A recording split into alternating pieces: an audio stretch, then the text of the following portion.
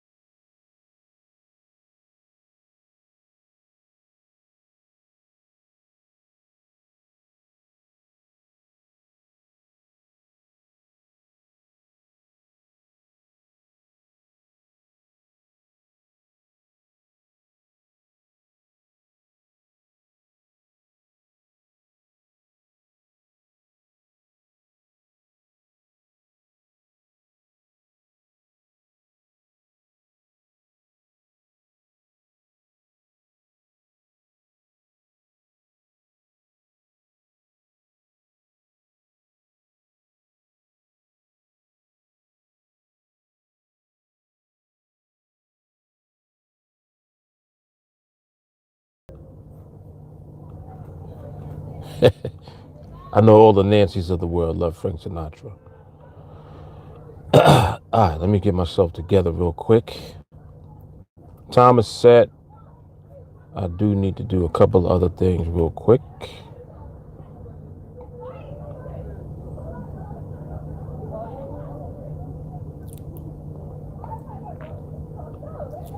Some songs back in the day used to be 2 minutes. I'm like, all right, we done.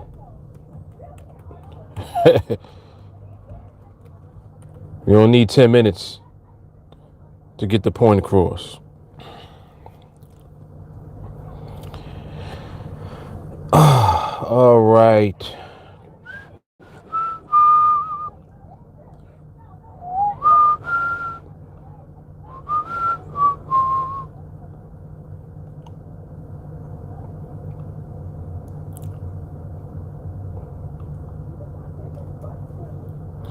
He said, imagine a tomboy in lace. That's Nancy with a laughing face. Come on, Frank. Frank had bars. All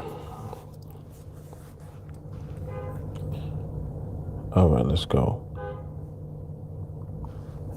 Let me turn this off. It's warm outside, man. It's 57 degrees today.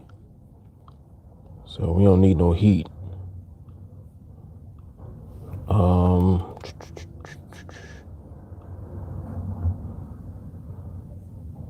One more thing to do.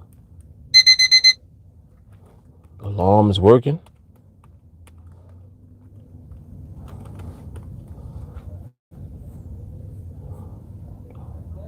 So I'm gonna get my quick glance on.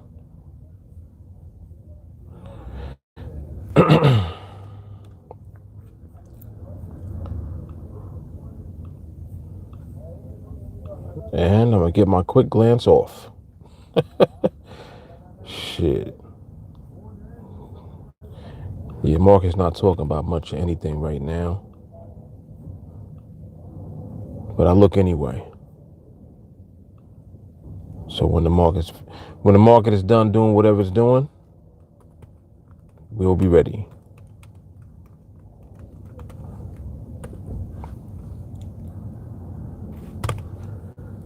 Okay.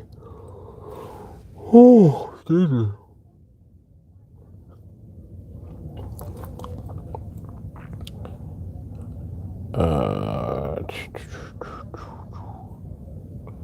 Why is it doing that? What is that?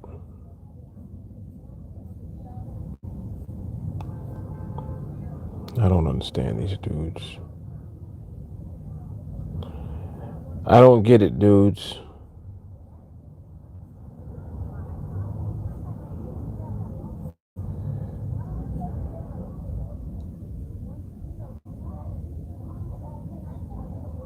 Picture a tomboy in lace. He said, picture a tomboy in lace. I don't know if I want to picture that, Frank. I don't know if I want to picture that. And I don't know why this thing is doing this. Why is this doing this? All right, forget it. I'm not even going to try to figure that one out. Got to choose your battles. All right, let me come over to the chat and see what y'all talking about. Got to choose your battles. Well, audio is good. Shit. I think it's loud, man.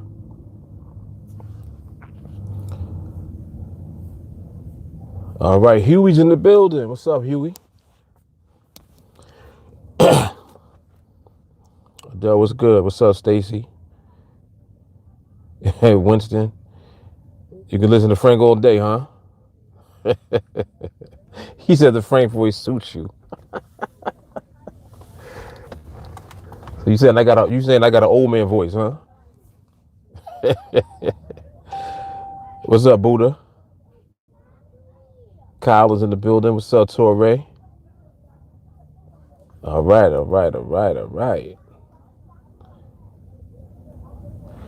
Yeah, this weather switched it up a little bit here, man. We got it's like almost 60 degrees. Oh, operatic. He said I got the operatic voice. What's the opera dude's name?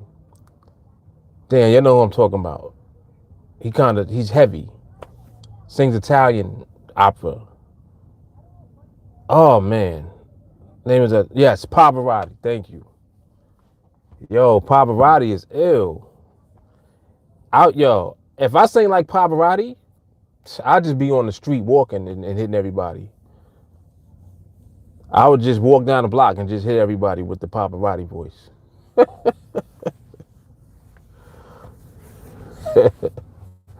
I'd be up at Starbucks like, oh.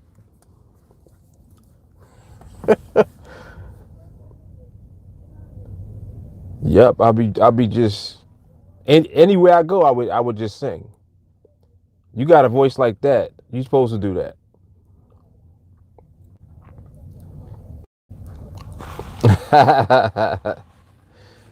Yep, I would have them.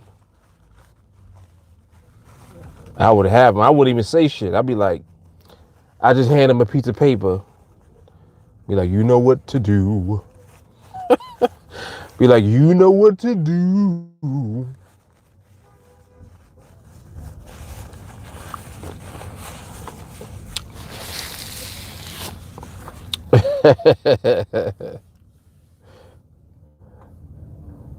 I know I got to gain like at least 150 pounds. Yeah, Pavarotti's he's kind of heavy. He's a big dude.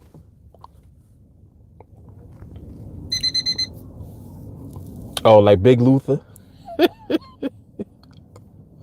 It's funny, we ain't really like Lil Luther though. Like remember when he lost weight, he was skinny. We wasn't feeling Lil Luther. We like Big Luther. It's like Big Luther sound better or something.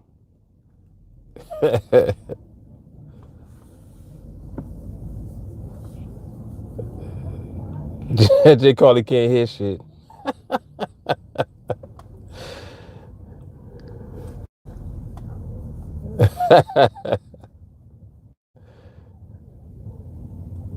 Oh, the Figaro. Oh, hell yeah.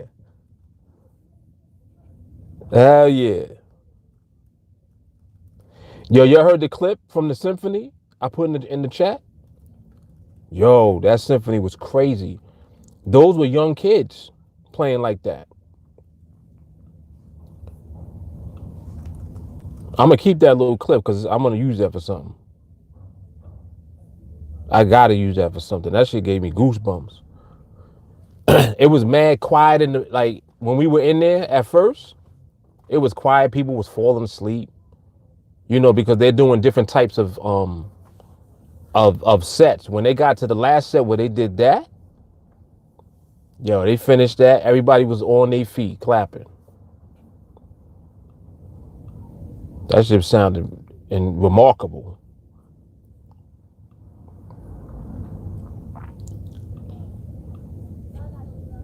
Yep, it surely did.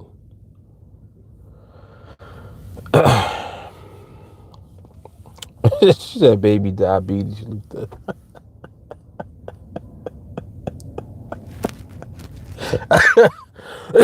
Oh shit. Yo, Della's nuts. Neck bones and collard green, Luther. I think Luther created that burger with the two donuts.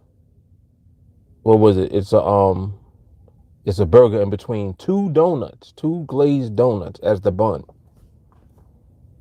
Now come on, Luther.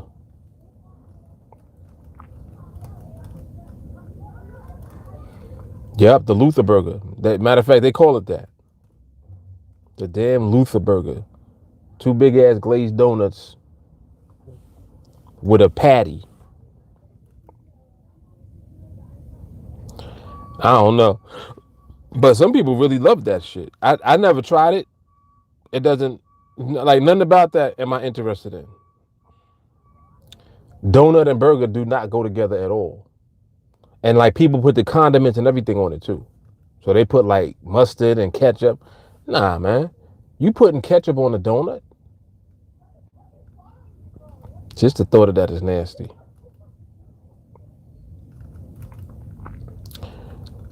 Diving deep, what's happening? All the way from the Netherlands. Yes, sir. What part of the Netherlands are you from? Belgium, Luxembourg. What's up, Shahara? Yeah, already talk about food. We started talking about Luther, so food came up. We started talking about Big Luther. So the food convo was sparked off right then and there. Yeah, nah.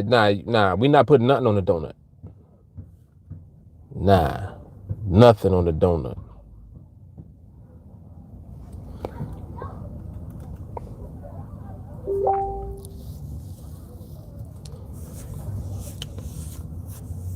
Arnhem City, easy of the country near Germany.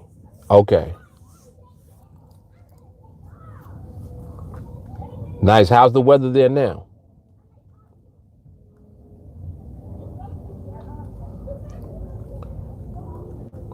Dive deep. Are you familiar with Saint Moritz? You know where that is? I know that that's not in the Netherlands, but I'm wondering if you're familiar with that area.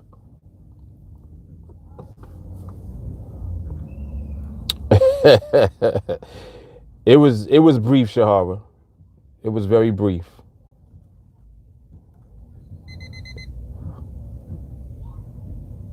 Adele said when they had the fake Colonel Sanders chicken talking about their new donut and chicken sandwich. Oh, KFC did that? Oh man, that's nasty. Oh, you got rain there. Okay. It's a town called Saint Moritz. It's actually in Switzerland. It's in the mountains. But I don't know why I thought of that when you mentioned where you were from. St. Moritz is high. It's like the altitude is very high, and it's very cold in the wintertime. I think the weather when we were there was like maybe five below, and it's definitely a different type of cold.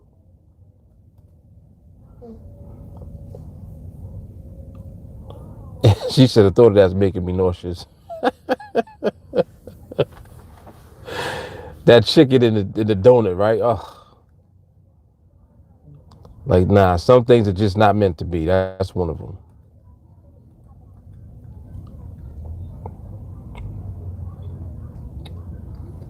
Shahara said, Drug and Food Association trying to kill people. Donut burger would be outlawed in other countries. You probably can't even calculate the calories. They're like, this is infinite calories. Yes, in the mountains. Yes, sir. Yep. Yeah, that was a beautiful area of Switzerland that we did get an opportunity to visit. And for me, that was like 20 years ago. That was in 2000. What's this, 2020? That was 2000. That was literally 20 years ago for me when I was there. Yes, very beautiful place. And they also have winter sports. Yep, they have winter sports there. She said calories like 4,444.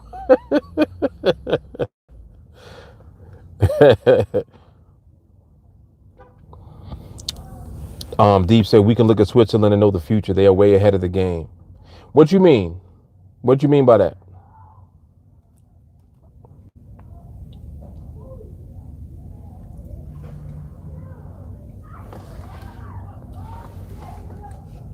All right, kids, you better relax. Don't come over here. Stay over there.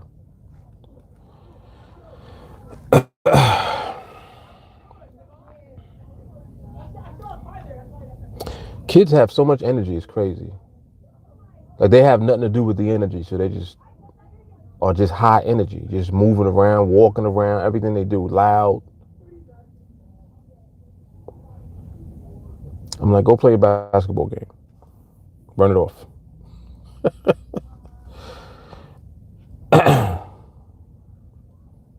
Yes, let's please like the video early today. Yes, indeed.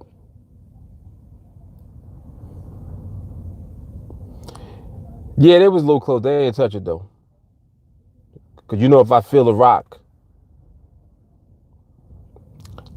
I think I'll turn this off. Nah, I ain't gonna mess with these kids. I will yell at them though. I'm like, listen, back up.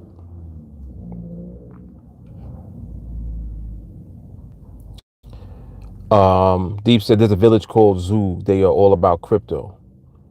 Oh, okay. So you mean as far as like investments and stuff like that? Got you. Got you.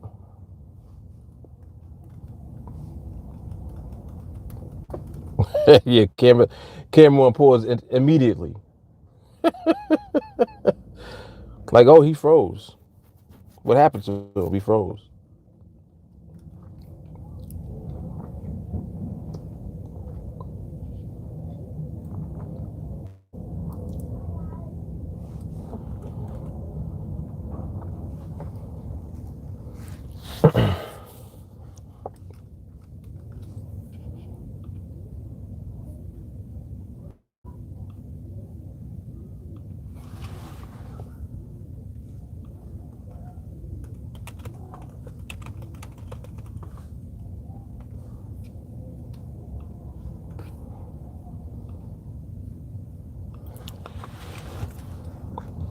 Little Timmy didn't have a chance. Deep, you said a lot of money will flow into Switzerland. You mean like through the crypto space? Okay. So you believe that they're gonna be using crypto like as far as um like a currency to buy and to sell, like to use to purchase things and stuff like that. I could see that. So you believe Ripple will be the standard as far as transactions go?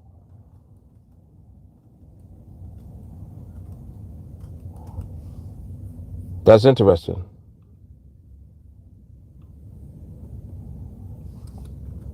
Yep, that is interesting.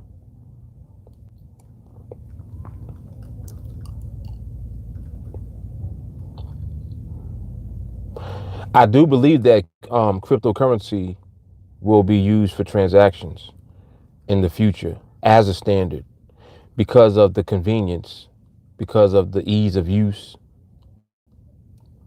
Um, so many people don't have access to traditional banks, and I mean like in a lot of the third world countries, cryptocurrency eliminates that. If you can get a phone, you can have a bank account. It's kind of like what's so funny is that in many of these countries, everybody got a phone, but they don't have a bank account. Like they're not able to transact in the global economy through the banks, but they got a cell phone. And just the fact that they have a cell phone means that they can utilize crypto because crypto can be used through your cell phone. So I think that because of that dynamic, the future as far as like cryptocurrency goes is definitely shifting into that in many countries. So I do foresee that.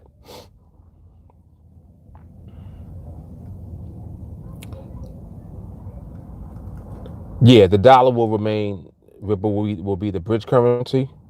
Got you. Yeah, I've been buying some Ripple also. I buy Ripple every week, actually. There's three. Wait, is it three or four? Actually, it's four. Excuse me. There's four cryptos that I buy weekly. The majority that I buy is Bitcoin, of course. But I buy Ripple, I buy Stellar, and I buy what's the other one called? Ethereum. So those four I do just buy every week. And that's like a long-term play as far as how I look at it. I'm not doing that for the purpose of trying to trade the currencies, the cryptos rather, especially not Bitcoin. I think that what will happen is Bitcoin is gonna it is and will continue to be the foundation of the crypto space because it was the first one. It may not necessarily end up being the one that is used the most when the time comes for transactions.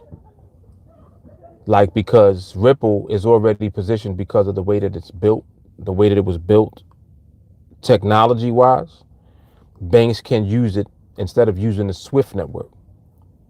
I don't know if you ever heard of, you know what Swift is? Swift is like wires, like wire transfers. So the Ripple is a way to supplement that. In other words, it's a way to avoid having to use Swift. With Swift, there's a wait, there's a lag of time. And with Ripple, there's not. It's instant. Like the transactions are confirmed instantly, like within seconds. So there's a big difference between a transaction being able to be done within seconds versus hours or even a full day. So I look at stuff like that. I look at the logistics of the way that things work to make to see if it makes sense as far as investing in it or buying it. So to me, certain things are just obvious, and that's usually what I go for. If I'm gonna invest in anything, I go for the obvious play. You know, not the shit that everybody trying to become a millionaire overnight with. Yep.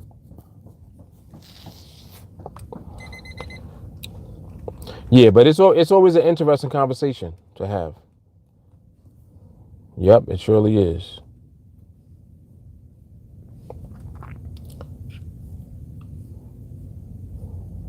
Yeah, I'm glancing at the market and I'm glancing back.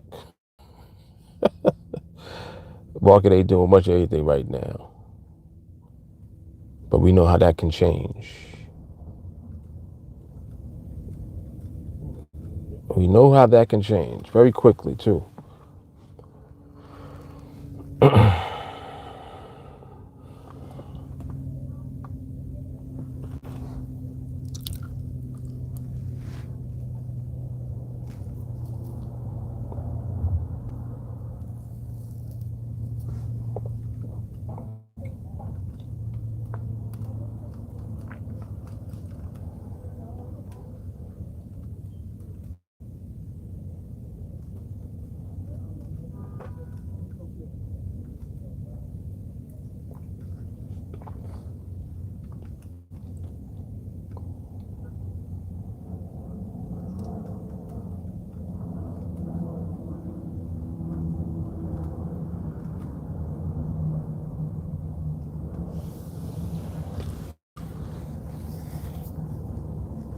Yep.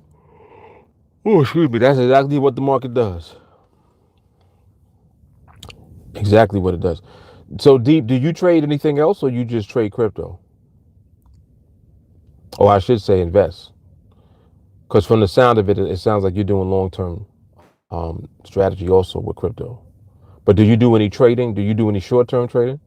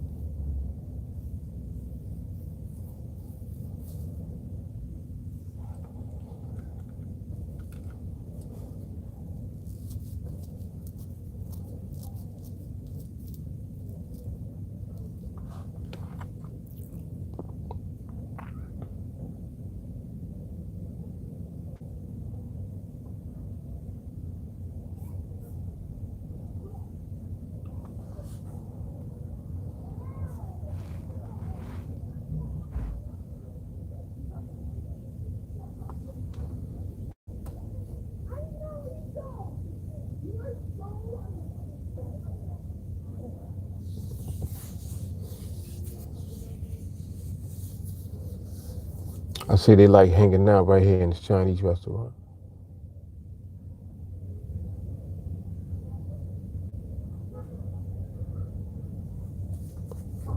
Yep, that's the hangout spot right there for after school. Oh, excuse me.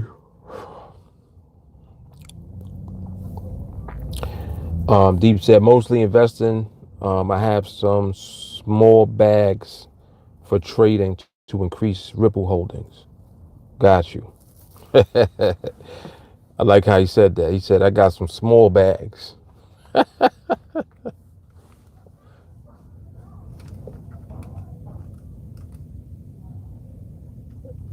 That's a good question. Um, See, I wouldn't mess with them. They're grade. It says grade pending. That means we don't know. And if we don't know, you don't know. That's a no. We don't know is a no.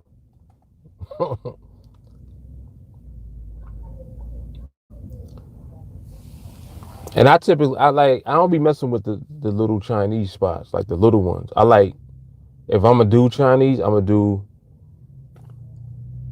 real Chinese food. Like, but I don't plan on doing no Chinese no time soon. Just in general.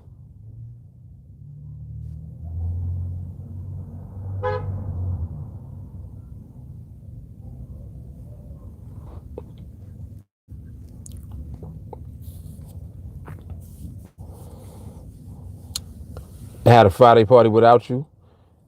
How you get the yo? I don't understand what YouTube be doing. He said got the notification 2 hours later. Maybe you got the notification for the party. Cause the first one I did was just the regular live stream. And then I left and then I came back for the party part. Which I think I'll do so that the copyrights don't mess up the regular video.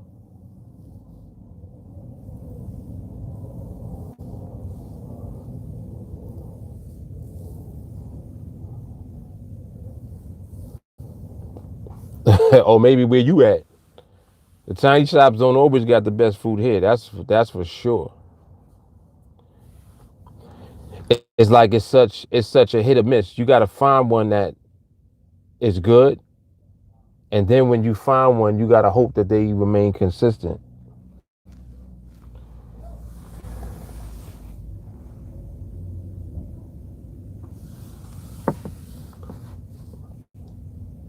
I done messed up. That ain't even Chinese. That's a pizza shop. My bad. I saw chef, and I just assumed it was Chinese. That's a pizza shop. Oops. Sorry, Mr. Pizza, because he came out with pizza just now. I'm like, the Chinese restaurant got pizza? And what's funny is that there are Chinese restaurants that sell pizza too.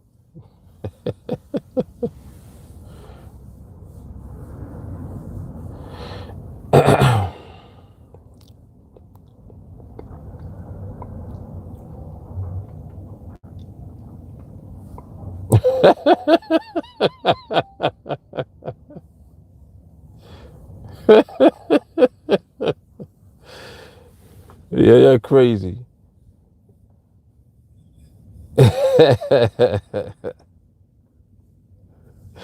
I wish I had the Kermit.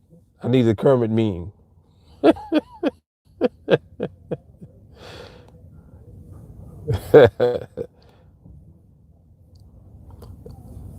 Kung Pao pizza. You're stupid. Noodles and stuffed crust.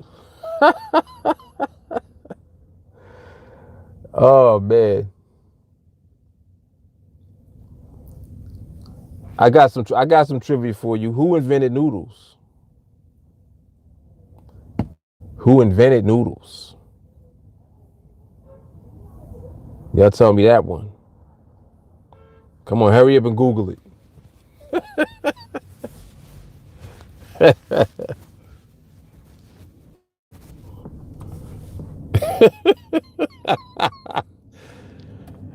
You just swap it back and forth, huh? She said Italy, I mean China.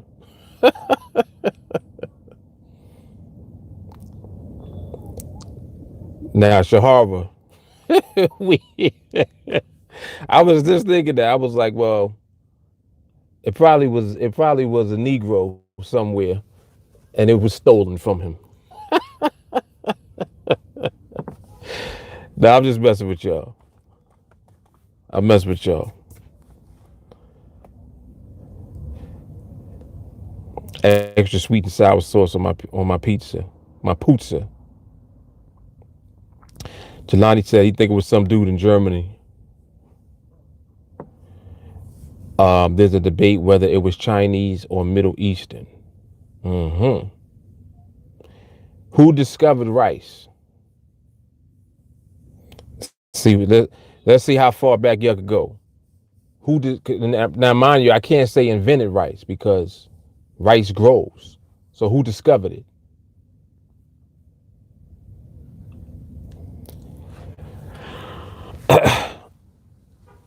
David Grain. It was my man Uncle Ben and them.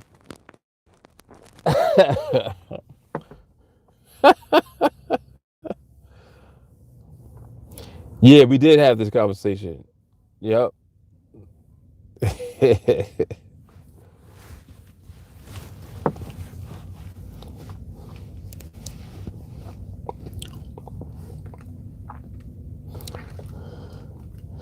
Yeah, these are good trivia. These are good trivia questions.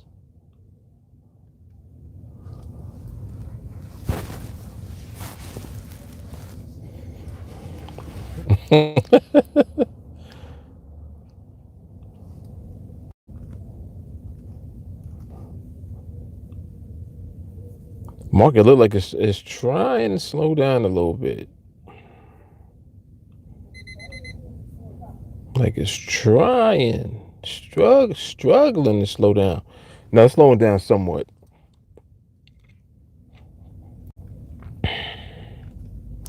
Yeah, it actually does look like it's transitioning a little bit. So we're gonna see what it does. See if it does what it do.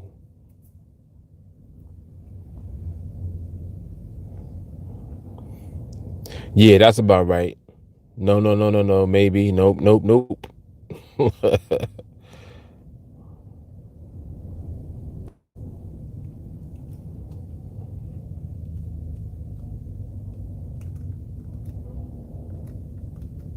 Yeah, I don't even think the question is what did they steal? It's what didn't they steal? That's the question. Tell me something they ain't steal. I'll wait.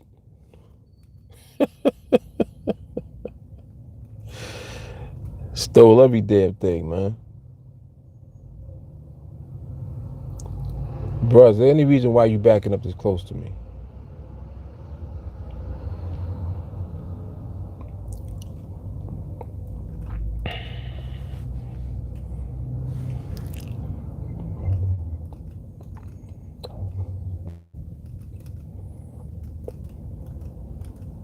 Everything ain't original. Uh-huh.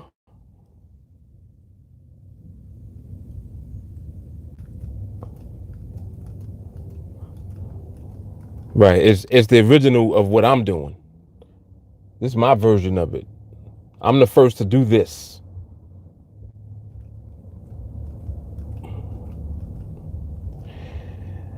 I actually think that it's more so about how things improve because you may not have wanted to taste the original version of anything. You might have been like, "Oh, this shit is nasty," but then over time, as somebody else takes the idea and they improve upon it and they make it taste better and better and better, it gets better. By the time you taste it, you like it. You're like, "Oh, this is good." So you really got to give credit to the person that you had it from, that you enjoyed it from the most, I would say.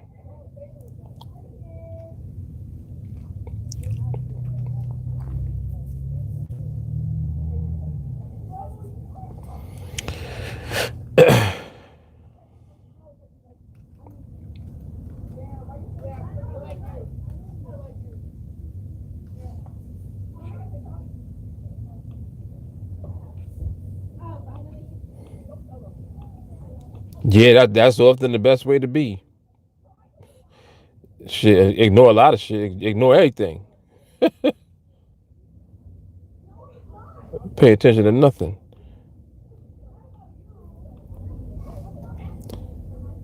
No, I'm just joking.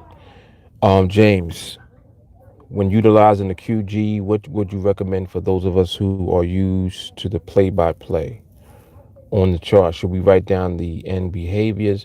How do you keep track of when you have dominance? If it's comfortable for you to do that, I would say to do that because you're used to doing it.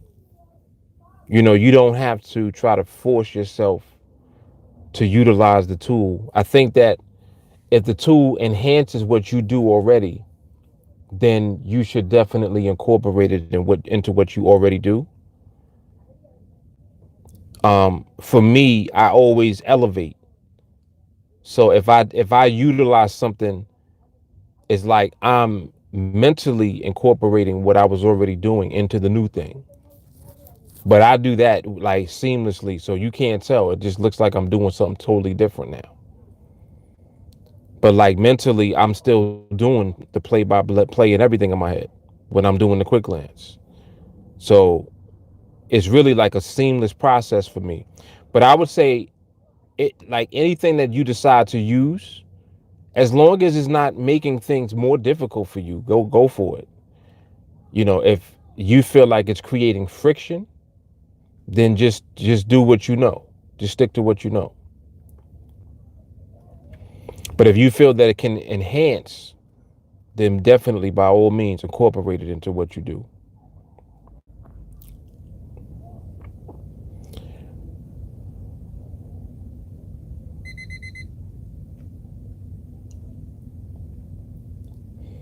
That's very true, Rich. That is very true. He said, how much of what you decide you like did you decide that you liked, or was it programmed in a way to make you think that you like it? Very true. Very true. You know who I think deals with that the best? I think kids deal with that the best because kids can't help but be honest.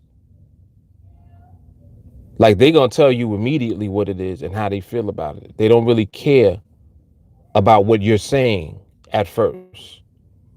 Like you gotta drill for kids to accept what you say. A child immediately tells you the truth. Ew, that's nasty. No, I don't like that. Or that's good. So whatever they like or don't like, they let you know right away. Like they're not thinking about sparing your feelings or, well, mommy made she worked hard to make this food and blah blah blah. The kid feel like it's nasty, he gonna be like, this is nasty, I don't want this. So they really are the best judge for truth. I think that you can't really get no closer to the truth than children because they can't help it. You know what I'm saying? Like their programming is still in the early stages. So there's so much beaten into their head that you got to do to get them to conform to what you want them to.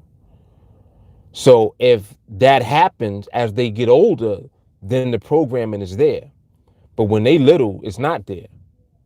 When they little, they're actually thinking more freely probably than they ever will. Ain't that crazy? If you think about it, like the most freely a person thinks is when they are a child. That's the most freely you probably ever gonna think because you don't have fear, right? You're not thinking about anything until somebody gives you suggestion. Like somebody got to tell you, you know, you're ugly or, just whatever, something negative. People got to tell you that. If you keep hearing that, then you start to believe it. But as a child, initially, you don't give a shit. Like you don't care. And at the same time, whatever perception you have of everything, you tell the truth about it. Kids be like, look at him, he's fat. Like shit like that. Like they don't have the filter. It doesn't register. They're gonna tell the truth. In other words, they're gonna tell how they feel. That's more so what's more accurate. A child gonna tell how they really feel right away. You know what I'm saying? They don't have that filter that's like, no, don't do that. That's not nice. They don't give a shit about nice. They don't even know what nice means yet. They have to be taught that.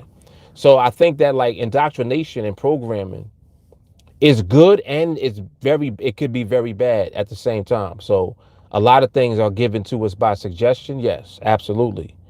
But I think that children in general are honest about how they feel and what their opinions are without it being polluted by anything outside of them. And when they're in that moment and at that stage, that's the freest that they ever going to be because they are just who they are at that time and in that moment as a child. Yep. Because kids will be brutally honest. Kids will be like, you got a pimple on your head. And you be like, if you don't sit your little ass down somewhere. But they don't even know what they're doing. They just telling you that you got a pimple on your head. You got a big ass pimple on your head. Ew. Are you gonna pop that pimple? How did you get a pimple? What's your diet like? What foods are you eating that caused that pimple? This is how kids be just roasting you. You be like, if you don't go somewhere and sit down. Yes, pure and evil.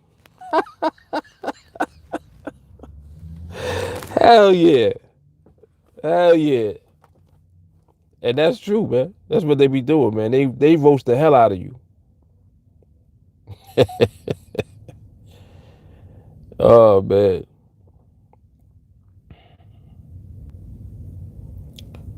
All right, James. Yeah, hopefully that was helpful. Hopefully that was helpful.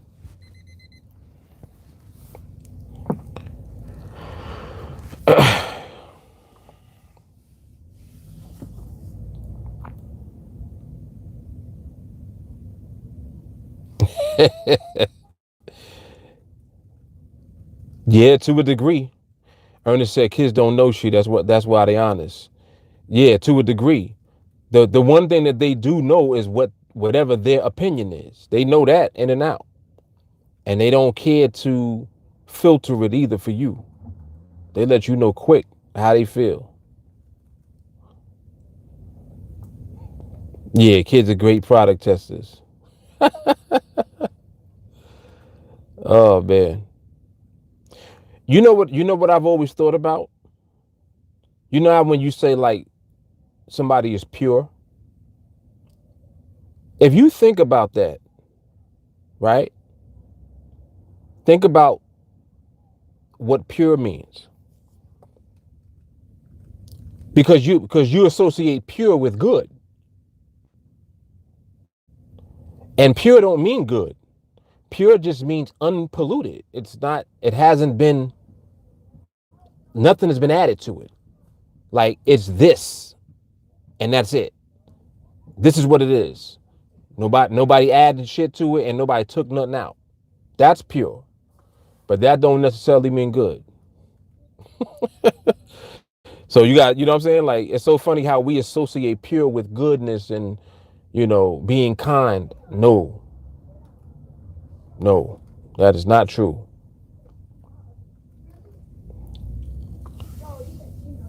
Kev, what's good, man? Adele said, me and my best friend were visiting a mutual friend. Why her daughter was like, why is it so white in here?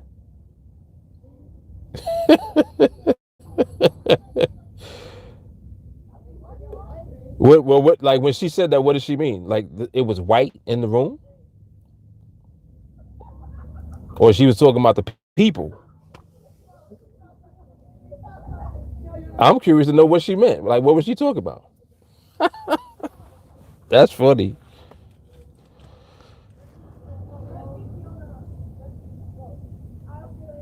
Kids be just saying shit. They don't be having no filter at all. They just That's why they be like, when kids be acting crazy. And really, I don't think it's kids acting crazy. I think it's kids acting like how they are. But they'll be like, they don't have no home training. In other words, you do have to train your kids though to not be brutally honest and just say what's on their mind. You got to train them not to be like that. Because otherwise, they just be saying shit.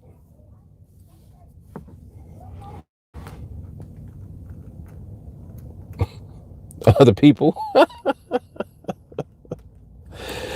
Oh man. How did they respond to that though?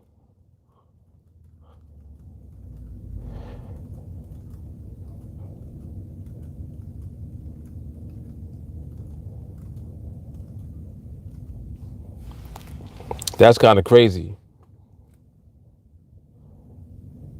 Yes. Yes. A little tact goes a long way. That is a fact.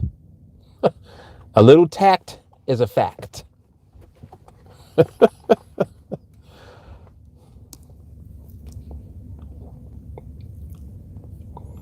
Yeah, you need some couth in your youth.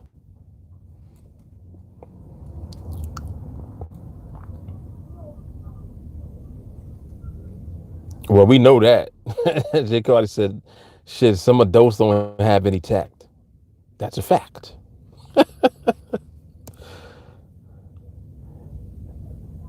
Right. You can't just say, man, your baby ugly.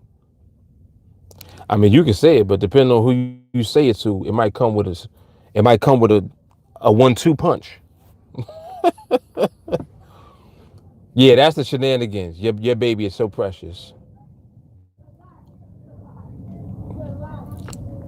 And like them women Mark not sitting next to. First of all, if anybody says that your baby is precious, you have the right to hit them. Precious is code word for your baby got the grown man face. Like your baby looking like what's that movie with Brad Pitt? What's the name of that movie? You know what I'm talking about. Remember when he was aging backwards? The hell was the name of that? Almost remember the name. Y'all know what I'm talking about. Thank you. Yo, your baby is Benjamin Button's little brother.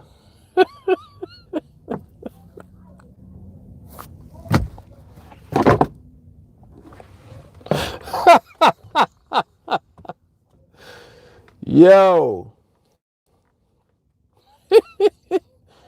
yo, you got to see that. That movie was ill. Yes, yes, that is a fact. Matthew said, "Ugly babies get." Oh, bless her heart.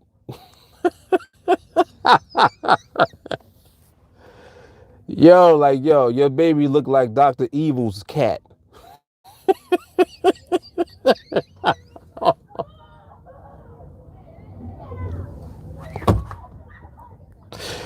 Yo, that's horrible. These are the type of thoughts I get sometimes though. When you see some babies, you ever look inside like somebody's carriage and look, and you be like, oof, and you kind of catch yourself because you like, damn, I wasn't expecting that shit. Now let me stop. That's wrong. That's wrong. Them babies ain't asked to be here, man.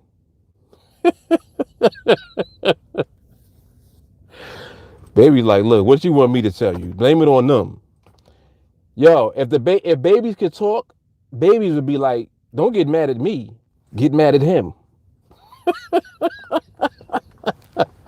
Like you talk about me, look at my dad. Don't it ain't my fault. Shit. For real, man. If babies could talk, that's how they would talk just like that. They be like, I know you ain't blaming me for this.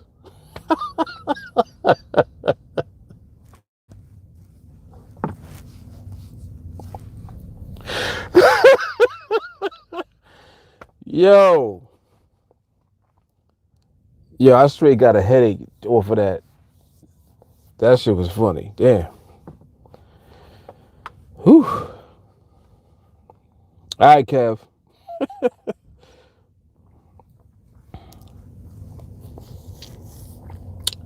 Rich said, quick glance for me has reduced the documentation time. Play by play had me almost in a position where I felt the need to wait and see how the binaries ended. Now I do not care what it does unless it does what we need. Power to the people. Power to the people, damn it. That's what I'm talking about, Rich. That's why I love the quick glance. Rich hit it on the head. That's why, right there. I don't care what it does unless it does what we need. That's hard. Yeah, J. Carl, you got to see that though. You got to see Benjamin Button though. Very good movie. I think Brad Pitt just won an Oscar this year. First of all, wait. Let me rewind a little bit. First of all, he should have won an Oscar for that movie. That's the movie he should have won for. Didn't he win an Oscar this year? And what was the movie? I didn't even see the shit.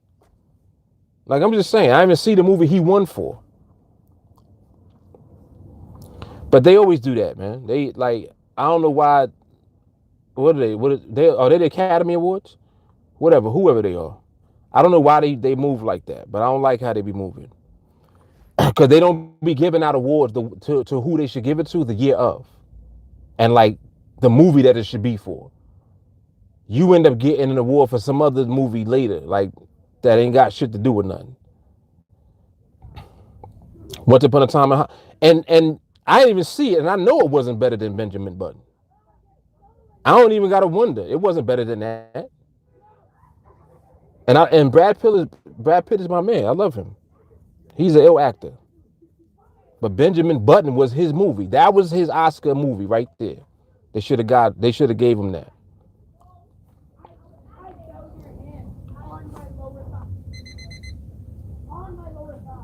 He said for Snatch.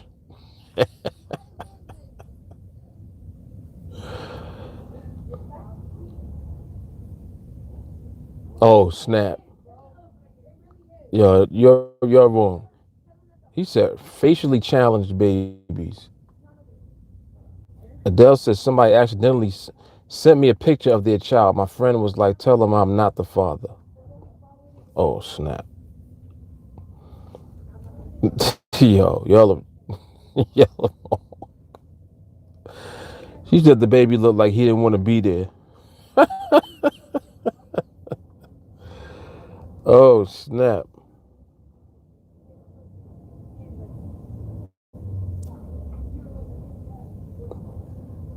What's eating Gilbert Grape? Oh, Leonardo DiCaprio?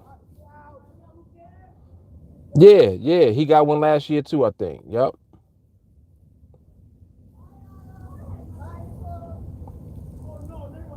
Like, all right, here's an example. Now, Leonardo DiCaprio should have got one for Titanic, but he didn't.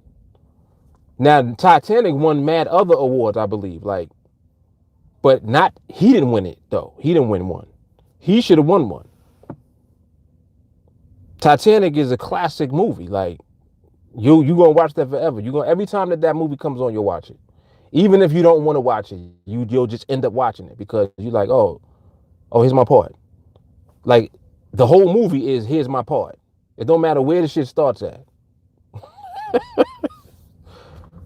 Yep, that is one of them movies that you'll watch every time it comes on TV. And I don't even watch TV, and it be catching me.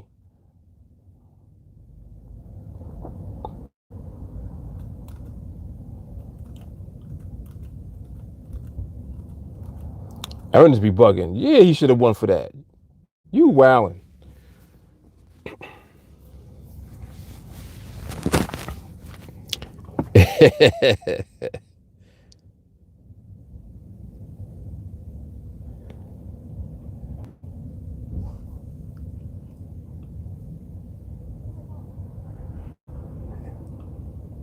You bugging. If you don't, if you telling me Titanic wasn't the movie for Leonardo DiCaprio, you're wilding.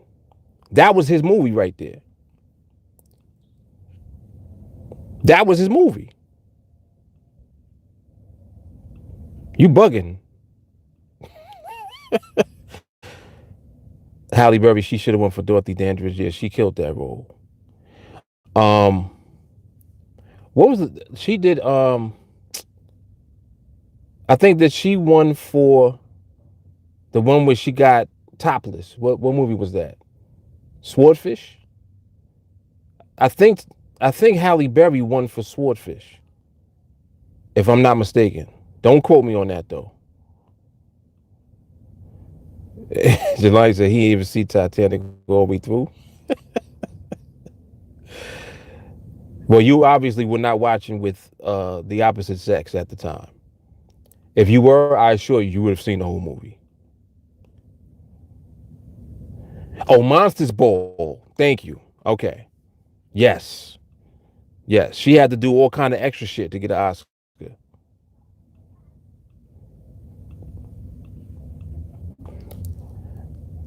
And I think Swordfish, she was topless in that one too, if I'm not mistaken. That's probably why I remember.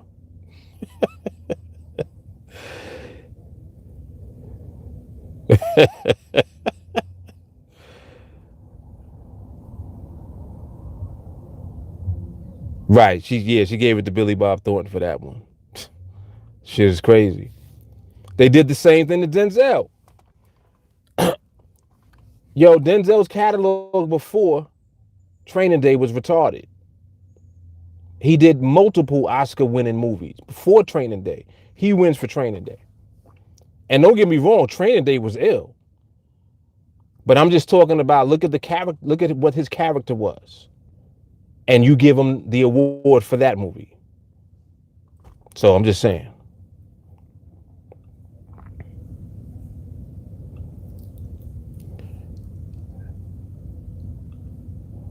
Well, yeah. But see, Monsters Ball, I didn't like it. I didn't like her in that though. I was actually turned off by that. So that's why my association is not there with that movie. I didn't enjoy that. I was like, ugh. Yeah, that's what I'm getting at. Halle she had the trick to get an Oscar. That shit is crazy.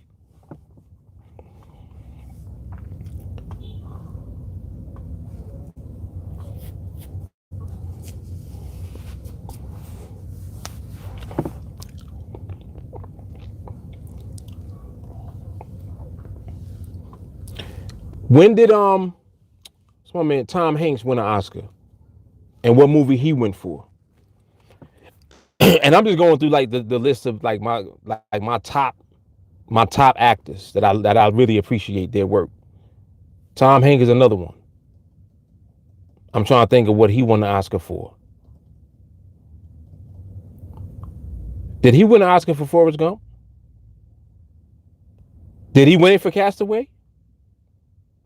Is that accurate, Shawnee?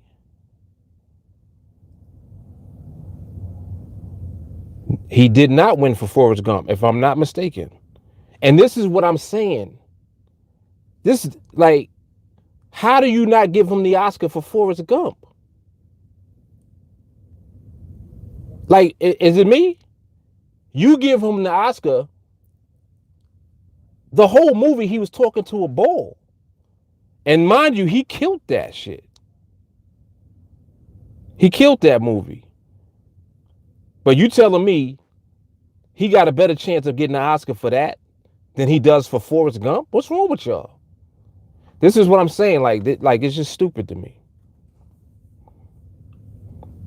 These are my opinions, of course. But I'm just saying, like, that shit is stupid. Like, the movies that they be choosing to give people the Oscars for is dumb. Relative to the movies that the people did, like, in the past.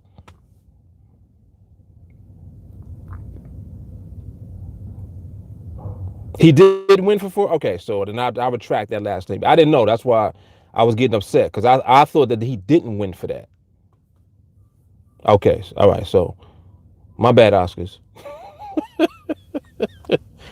But so wait. So did he win or he was nominated? So did he win for Forrest Gump? Now Philadelphia, he should have won for. I don't know if he did or not. He did win for Philadelphia. Okay, so. All right, so actually, you did what you're supposed to do with Tom Hanks. Then. But you fucked Denzel up, and you fucked up Halle too. For the record.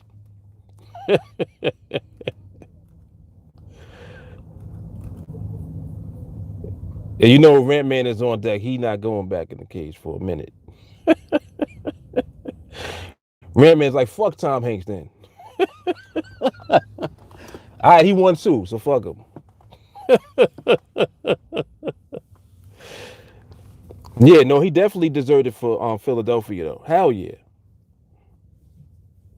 And for Forrest Gump. So they actually did him right then.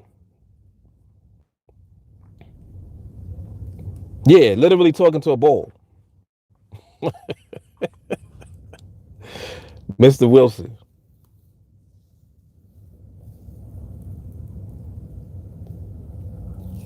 I don't know. That's a good question. And I'm just really talking mad shit because I don't watch the Oscars anyway. I hear about whatever happened, but I don't watch that shit. Come think of it, I don't watch anything. So I'm the one that talks mad shit about what everybody else already talked about, but I just bring it up like it's new. That's me right there. The after shit talker. They're like, Mark, that was about 10 years ago. I'm like, all right, yeah, but it's fresh. I'm gonna bring it back though. It's fresh. It's fresh now.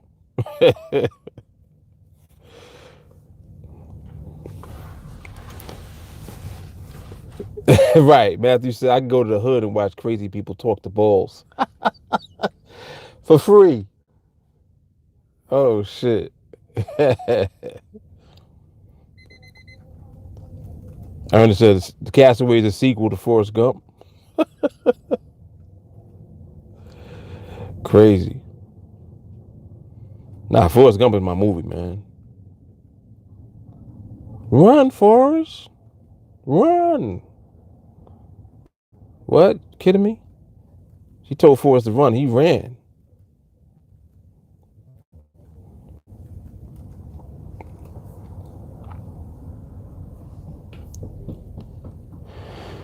Yeah, the market literally ain't talking about shit right now.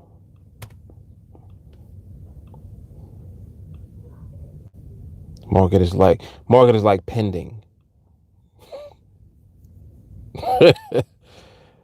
Oh man.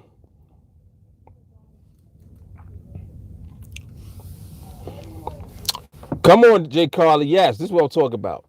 She said the Oscars ain't shit. No one ever wins that actually deserves to win. I agree. Walk, I went back and watched Monsters Ball as an adult. That scene was terrible. Hallie lost my third subscription. Thank you. I know. See, this is what I'm talking about. That's why I didn't even comment on Monsters Ball. I'm like, nah. I was disgusted when I saw that. I was just disgusted, like by the whole thing. I just was like, yuck. That was worse than when she played a crackhead. Remember when she played the crackhead with Samuel L. Jackson? Come on, man.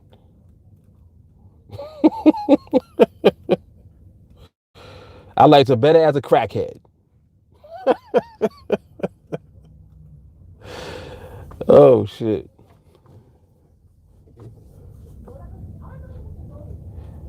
Rich said, does that mean that she played the role perfectly?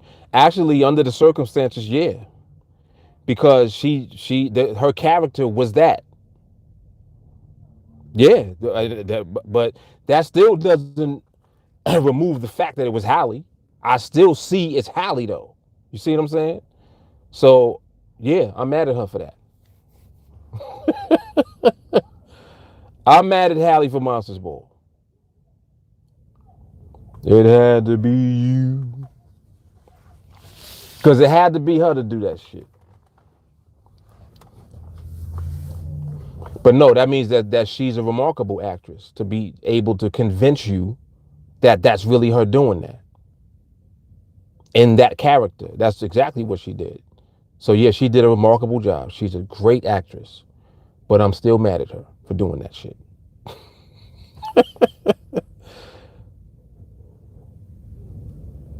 Oh shit, she brought it back to Baps. Wow.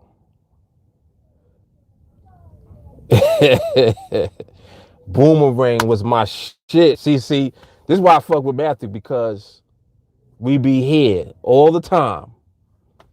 Boomerang, that's the Hallie I'm talking about. Come on, man. Come on.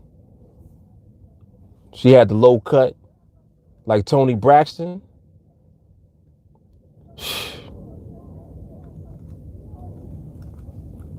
Having flashbacks. Oh shit. Is anyone going to say, should I go ahead and say Halle Berry is overrated? You know what? It's certain Halleys that everybody like, and then it's the Hallie now. But I think everybody goes through that. It's just like how you appreciate an actor or an actress for a certain movie that they did, and they didn't get the recognition that you feel that they deserve for that movie. Like I experienced that with everybody, really, with all of the actors and actresses that I like. So,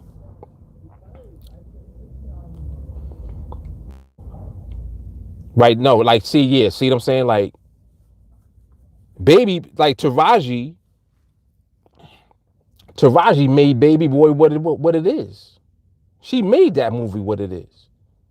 You understand? You fell in love with Taraji because of Baby Boy. Hello? That shit was real.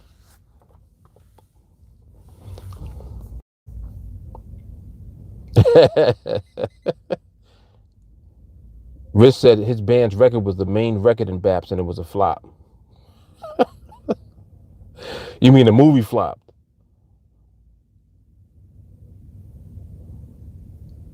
You're a real fan of BAPS if you know what it stands for. Yeah, I forgot. I did know. I did know. I think at the time. Jay Carly said Halle Berry is underappreciated.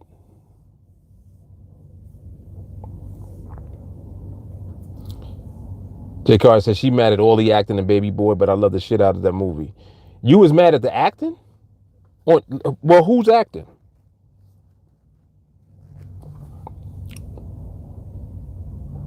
Yeah, Stacy. Stacy got me mad too. You know what's interesting about Stacey Dash? The movie that I liked to end was Mo Money, first of all, that I liked to end the most. And I I stopped liking her when I saw how she actually was in real life. That shit is crazy. I didn't like Stacey Dash after I got to see how she actually was. Which is weird. That shit is backwards.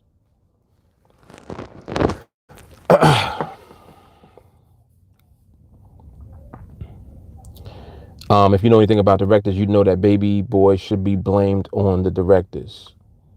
I don't know why you think that. You think Baby Boy was not a classic movie?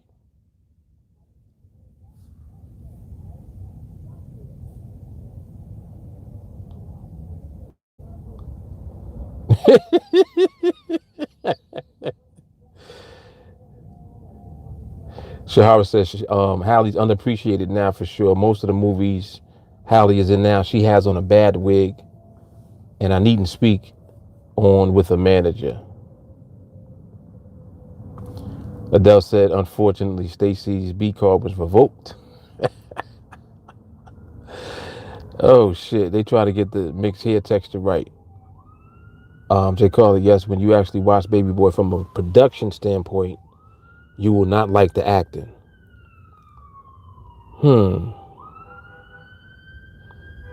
Oh, losing Isaiah, definitely.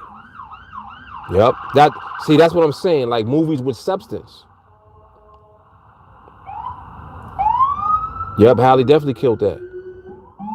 Jay Carly, but I watch movies differently because I'm a writer. Yeah, so I think you're more critical.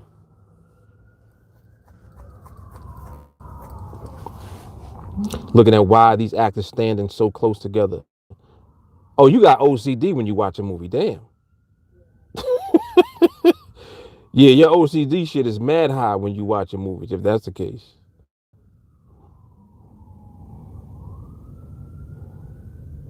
Ernest said Stacey Dash choked on her own juices when nobody was drinking it. Stacey Dash, what was she originally on? She was on a show. What was the name of the show? Like they was in school. What was the name of that show that she came from? She was doing that first when she was younger. I forgot the name of the shit. Clueless. Thank you. Right, so she came from that. And I liked her on Clueless. I liked her on Clueless. I liked her in Mo Money. I liked her in another movie that I saw in. And then I got to actually, like, I watched an interview with her. And I was like, I don't like her no more. Just like that. I was like, nah, I don't like her.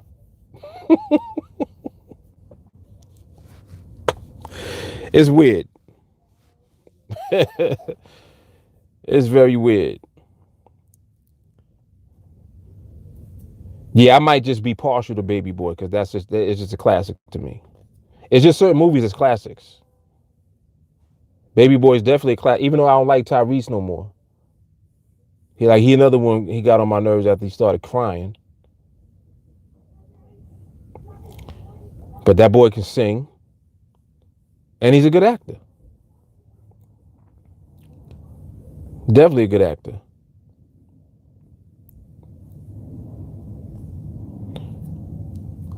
Shahara said she watched movies twice, once as a fan, another as a fan of film.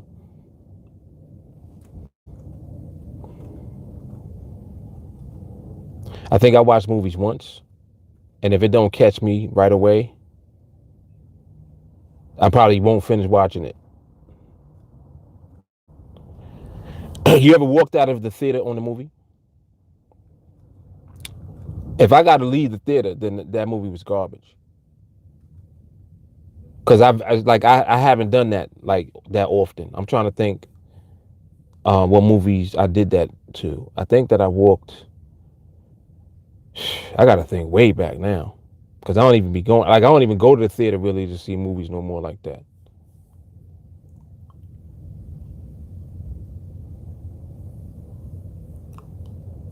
And Walker said, "Wasted fineness on Stacey Dash."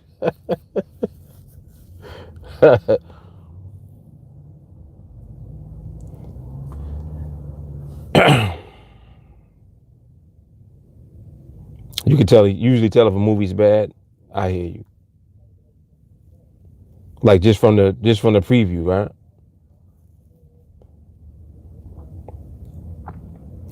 Damn, I was just about to say something about a movie. Oh man, I hate when I do that. It was a good question too. It'll probably come back to me.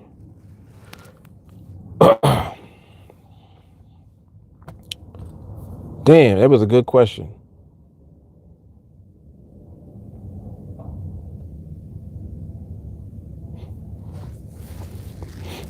Ernest said he give a movie 15 minutes, then he's out. I kind of know what you mean. It's like because, like, really any movie that you watch, like, why you even go to see the movie? First of all, some movies I'm forced to go see because like family members want to go see the movie or whatever, but I may not necessarily have wanted to go see that movie.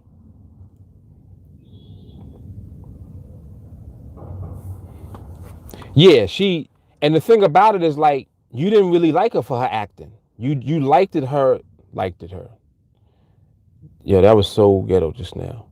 You liked her because it was just something about that ditz. It was like it was a cute ditz. And he's like, oh, she's cute. You know what I'm saying? Like she was ditzy and it was attractive, at least for me. So I kind of like that kind of ditz about her. It had nothing to do with her acting at all. It just seemed like she's ditzy and she's cute.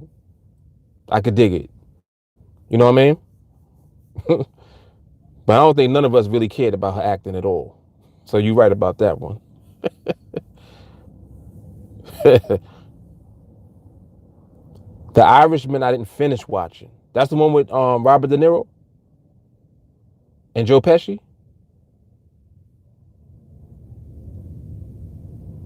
Is that the one?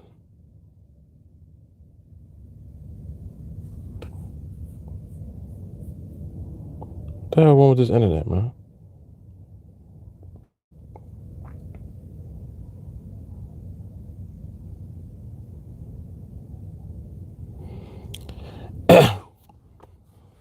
I got movies that I appreciate. That's like just like how like why you even know about that movie? You ever heard of a movie called Legends of the Fall? It's another Brad Pitt movie. It's called Legends of the Fall.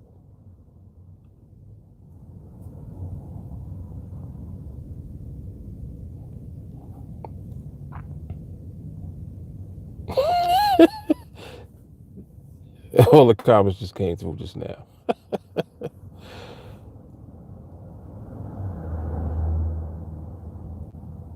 Shahara said, I had my issues with Black Panther with the first viewing, primarily Michael B. Jordan, but upon second viewing, so many things to nitpick.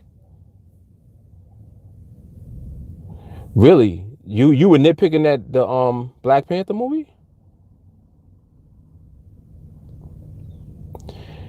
Jay Carter says she fell in love with him on the movie That Awkward Moment. I love that movie.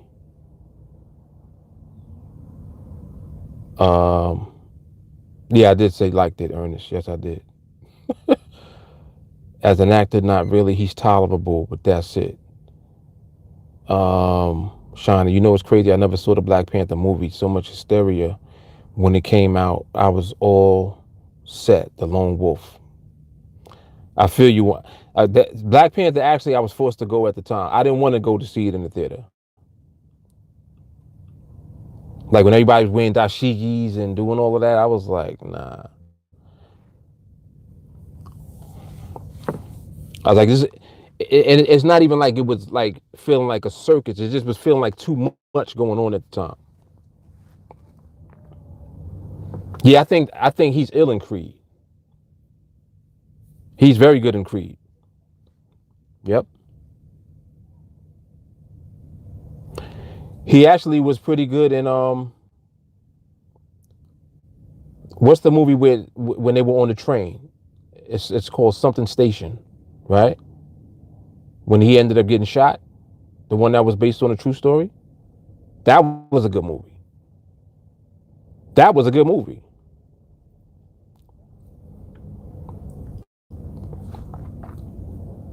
Forgot what the name of that one was. Fruitvale Station. Thank you. Yes. Ernest said, take Black Panther for what it is. The movie folks took Black Panther as if it was a civil rights movement. Yeah, that's what it was like. Yep. Yep. Yeah, that movie. See, that's the type of that to me represents a good movie because the movie got substance, so the acting comes out and comes off different when the movie has that amount of substance to it. You know what I'm saying?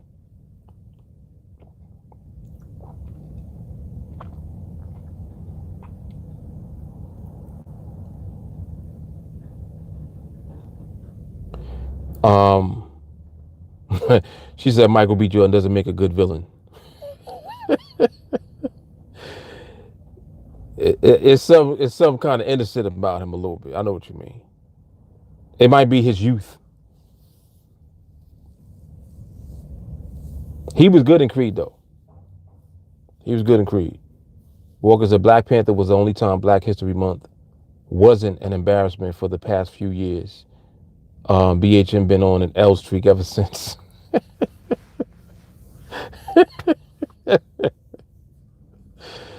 Oh man. Shawnee said Irishman was boring as fuck. Is that the one with Robert De Niro and Joe Pesci? Are we talking about the same movie? Because if it is, I didn't even finish watching it. So maybe that's why I fell asleep on it. I did. I ain't gonna front. I fell asleep on that. If that's the movie we're talking about. Okay, it was like 3 hours long. Because 3 hours is a long ass movie. That's long.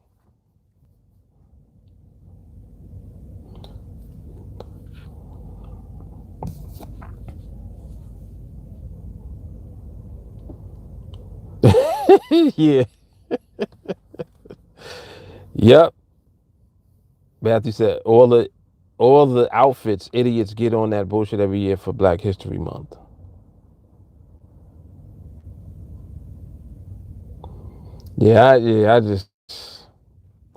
I'll be just playing my position.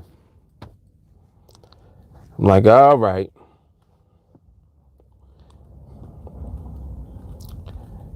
I almost feel like it's not disgraceful, but it's almost like belittling to celebrate a month for Black history. Like if you like to me in a way, it's like even if you engage in that, it's kind of like you endorsing. All right, here you go. Here's your slot. Like nah, Black history is period. It's part of history. So you don't need to be validated by a month that's designated. Like that shit is just stupid to me.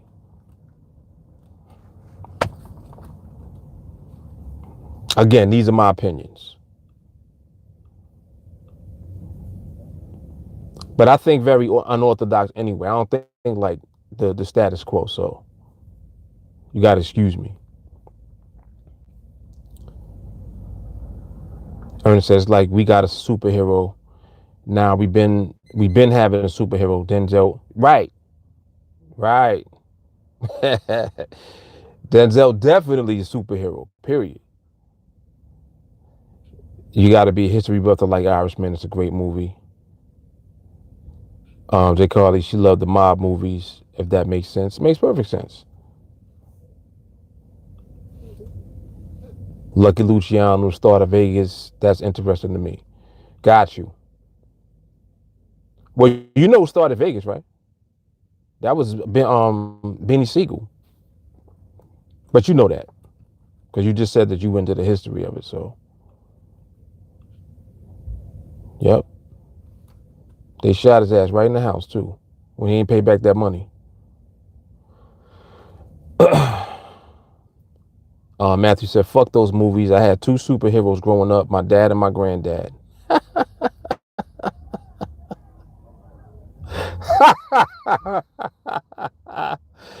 Woo! Get him, Buddha. Yeah, I mess with Wesley Snipes. That's my dude. Wesley Snipes is my dude. Yes. Hell yeah.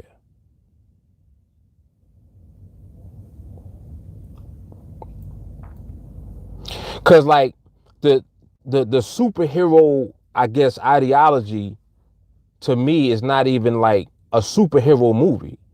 It's just the embodiment of somebody that represents the Renaissance man, like the ability to do everything. That's why I like Denzel. That's why I like Wesley Snipes. You know what I'm saying? They like, as far as actors go, they can do they do all types of roles, like, and do them well.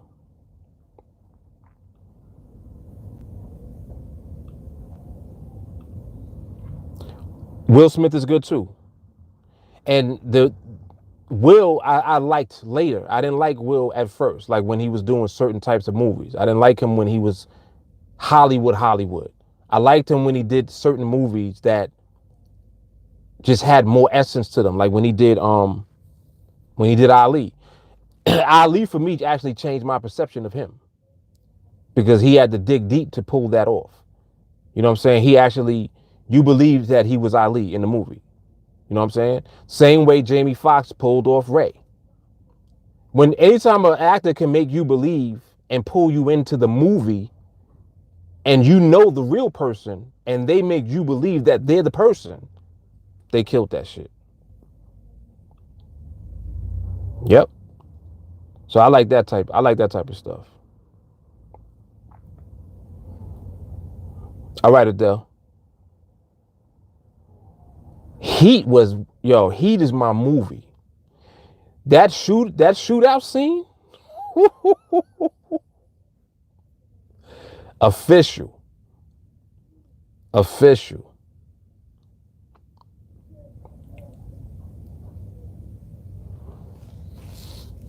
Scary movies is mad, like, I'm not sure what you supposed to get out of a scary movie. Are you supposed to really be scared, like, of the movie? Because I don't ever experience that no more. Like, as a man, as a grown man, I don't be scared. Like, it don't be scary to me. So I'm not sure what you're supposed to get from a scary movie nowadays. Like, what's a scary movie now? It? Like, is it supposed to be scary? That's not scary to me. So I don't know. I can't call that one. Yeah, Pursuit of Happiness, he killed that. Passenger 57, yes.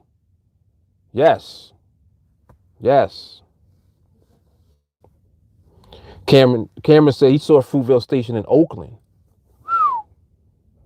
Not a dry eye in the theater. I can only imagine. I can only imagine that. That's crazy.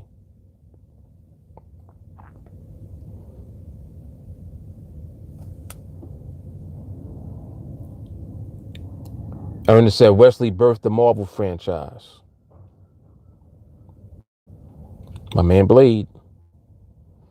I watch all of the Blade movies all the time. Anytime I see them, I'm gonna watch them joints. Matter of fact, I got the Blade DVDs. And they don't even do they still make DVD players? I don't even know if they make them anymore. I know I got a bunch of CDs in the house, and I came in the car, and I'm looking for the CD player in the car. They don't got CD players in these cars. They don't have CD and DVD players in here no more, period. I was like, damn, what I'm gonna do with these CDs? Oh, let me look at this chart real quick. Nope. Yeah, the market is just on some no shit. Just no.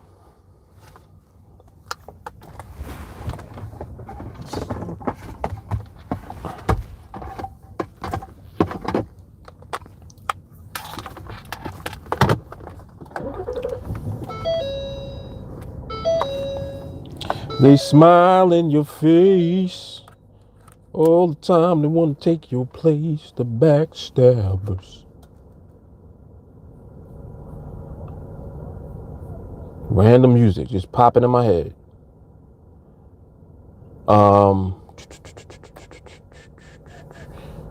Final Destination I actually mess with. Who said that? I mess with Final Destination. That's something that actually kind of scares me a little bit because of the idea of it.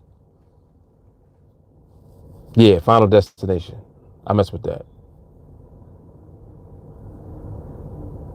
Yep.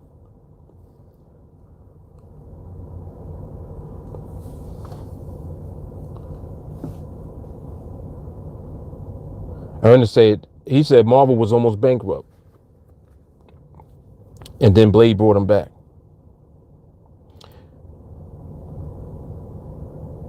Yes. Oh, that was Rich that asked. Okay. Yeah, about Final Destination. Yes, I mess with Final Destination. Yep, I mess with that.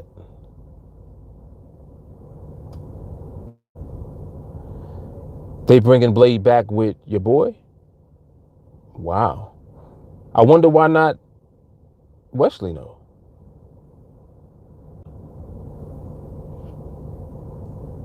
Don't get me wrong, he's ill. But I'm just curious.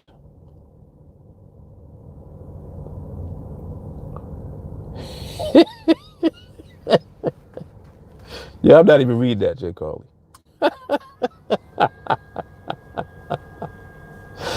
Yeah, I ain't even reading that. That's crazy. Because it does do that to you. Like, you can't watch that and then go drive. Nah. You watch that shit and then you go take a Uber somewhere.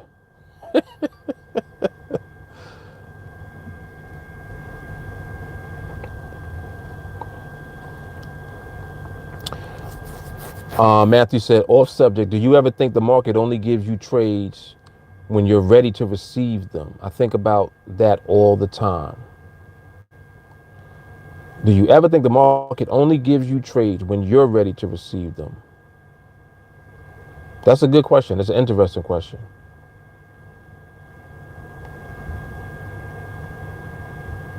Ernest say he don't mess with the market on Mondays, just a waste of time. Rich want to see Dolomite, Wesley and Eddie.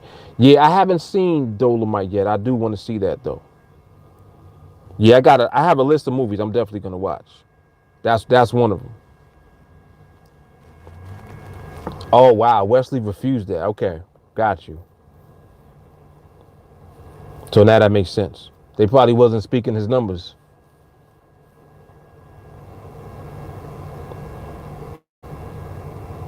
Or maybe he don't like how Marvel is doing with him. Contractually or something. I don't know. Walker, one moment you're minding your business, brushing your teeth, then you slip on the toothpaste tube, trip over. Come on. That sounds like Final Destination shit. I'm not reading that.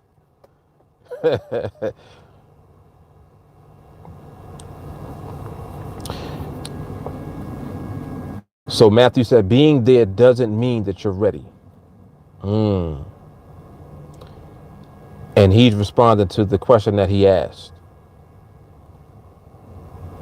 Dolomite was really good. Watched it 3 times. Yeah, I'm definitely gonna watch Dolomite. Yeah, so So let me repeat what he asked again. He said, do you ever think that the market only gives you trades when you're ready to receive them? His response was, being there doesn't mean that you're ready. Mm, that's very powerful.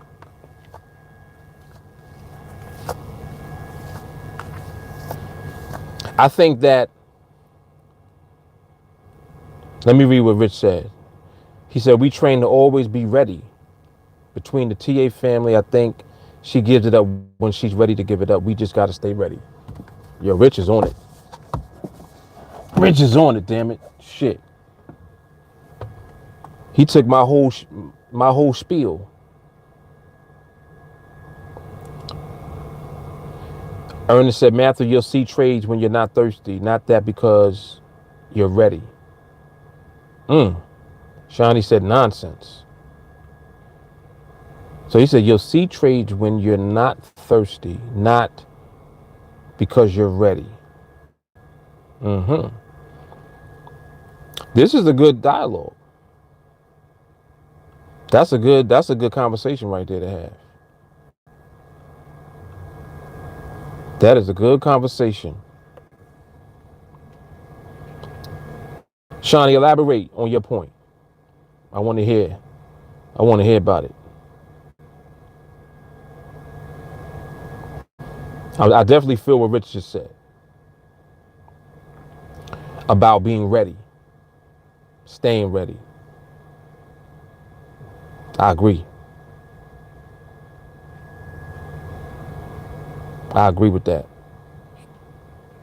Matthew said, I see trades all the time, but I just don't care either way.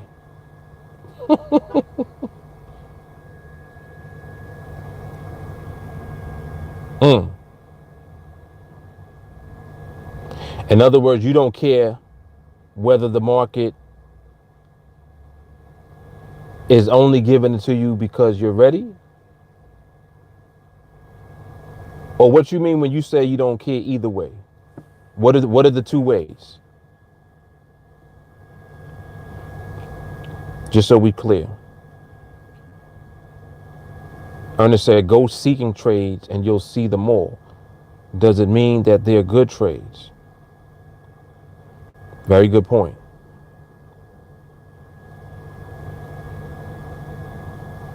Very good point.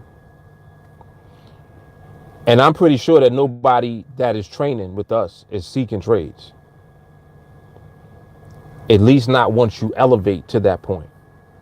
You might be doing that in the beginning when you first start because you don't know any better yet. But when you elevate to the point where you begin to understand and respect the market, to know that the market dictates, then you don't look for trades. You stop looking and you start waiting.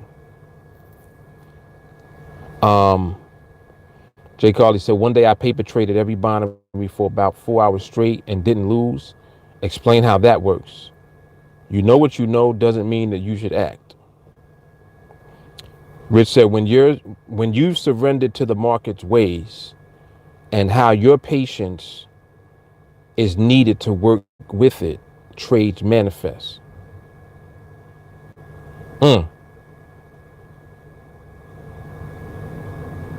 That's two of the 1-2 punch right there from Rich.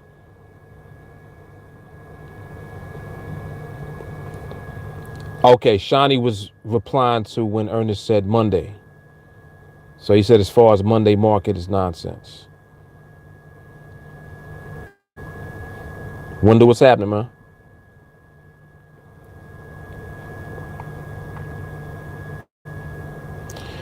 I think another thing that plays a part is that what are you defining as trades?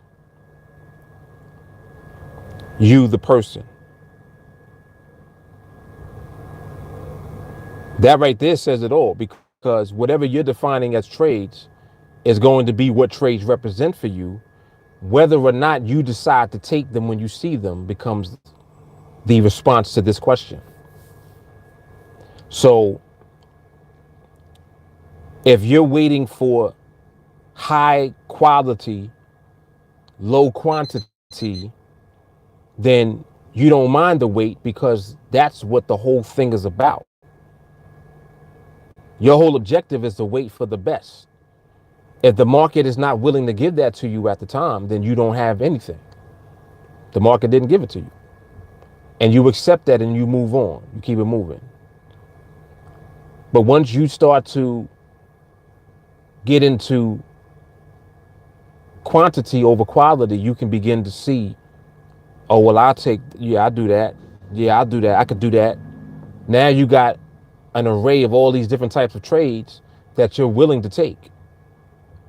And that opens up the can of worms for you because now the market will show you everything that you want to see, literally. And it's such a fine line too, because it's like, do you want the market to show you what you want to see? Or do you want the market to show you what the market has proven to be the gift?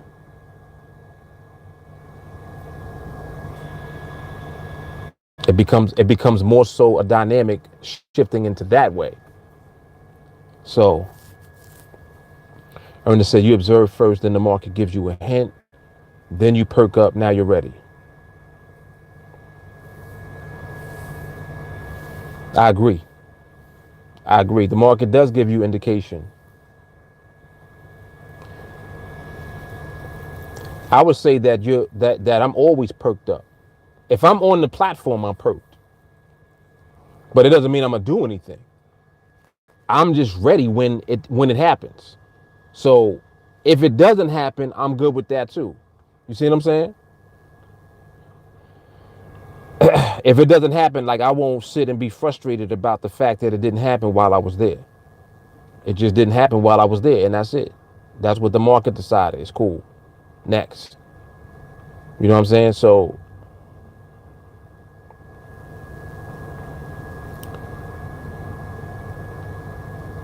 Wendell said, we call that TA elevation. Jay Carly, I've given this real thought, like I can do that paper trade, but what if I really took them? Would I still then not? I'm not willing to find out. Right. Rich says, stay with becoming an MRMH hunter. The mills will follow. Jay Carly, I want the market to show me what I've learned, not what I believe will happen. Indeed. Ernest, Shawnee, that's just my observation. I actually prefer to trade Sunday night and skip Monday, just like I don't trade on Fridays. And there's nothing wrong with that. Like, there's nothing wrong with that. Definitely not. Because you can only do that if you have, over time, observed your market long enough to know that certain days you just don't want to be involved in nothing. You just have made a decision like, nah, I ain't doing nothing on Monday, I ain't doing it on Friday. And, those might be just days that you prefer to do something else. That's the beauty of this also, that you can, if you want to, you could do that. As long as you know why you're doing it, you good. Matthew said, the only difference between paper trade and a real trade is the consequence of the execution. Winning is winning either way if the execution is consistent. 100%. Jay Carly, I used to feel like that about Fridays until I had a Friday that was a 10-0 day. Cameron, no such thing as a good trade. Let's go. Let's go. Come on, man. Now we shift into where I was gonna go. That's why I just read what everybody was saying, but that's where I'm going right there. No such thing as a good trade, damn it. Shawnee, Ernest, you must also trade other instruments. Yeah, Ernest does Forex too. So I believe he does Forex and he uses NADEX also for Forex type of trades, if I'm not mistaken.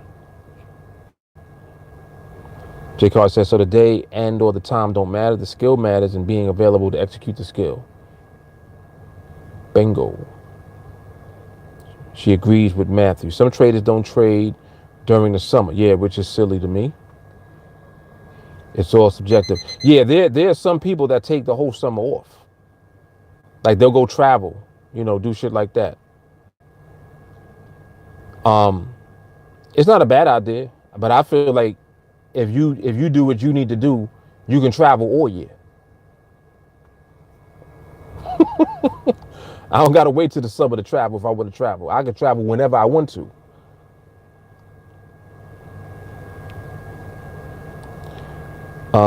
Ernest, I treat each instrument as a separate business. Never trade NADEX like spot Forex, just like I never trade Forex like I trade an index.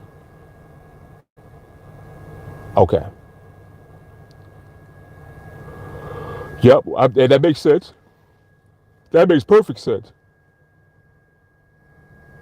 Oh, excuse me. Makes perfect sense.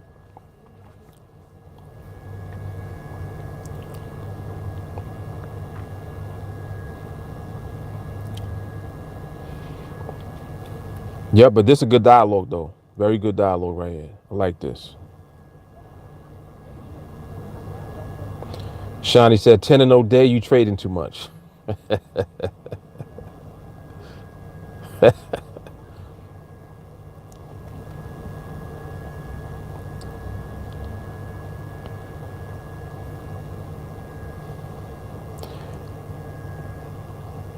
That's a serious question, everybody, or are you trolling? I don't know if I'm gonna respond to that.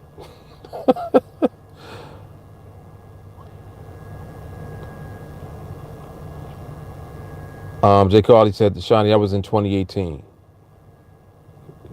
She was just saying, you know better about me now. Come on.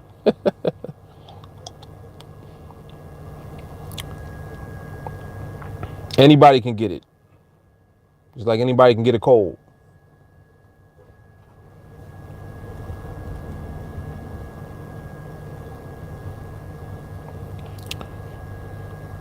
What that has to do with what we talking about? Nothing.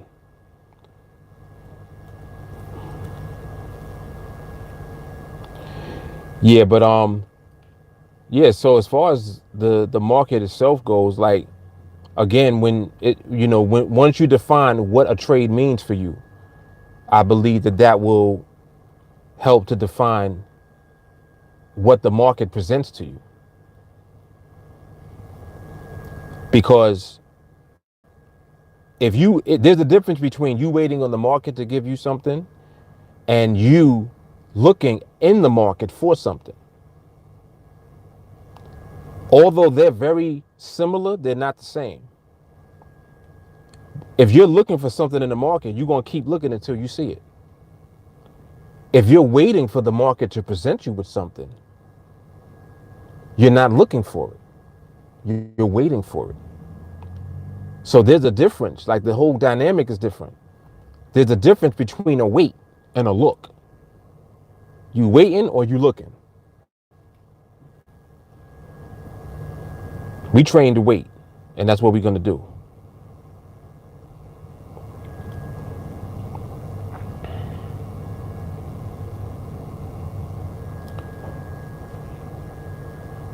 Huey, still got 4 trades to go. Market not behaving right, so still waiting.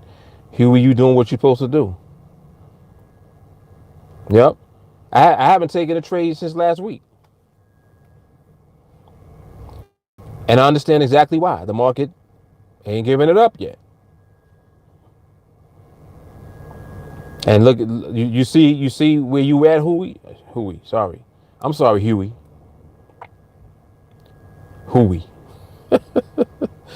But you see what you're saying, Huey. That's it right there. Market not behaving right, so I'm still waiting. That's it. That's the wave right there.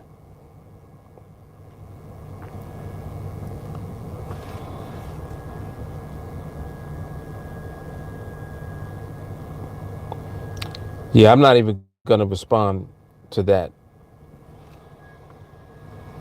You want to talk about something related to the market, we'll be more than glad to, but I don't want to talk about that with anybody. So, no. Matthew said waiting versus marinating. Right. Yep. And that's a good word to use, marinating. Because when you marinate over something, you expecting to eat, right? You ain't like, all right, man, that steak looked juicy and delicious. I can't wait to bite into it. You're doing that shit. You're not, man, that steak is juicy and delicious, but I might not eat it. You're not doing that. You know you're going to take a bite. You're over there licking your lips, all type of shit. You got that pookie look on your face. Yes. Yes.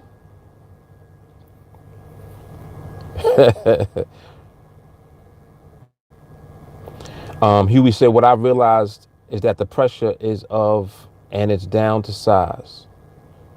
What I realized that the pressure is off.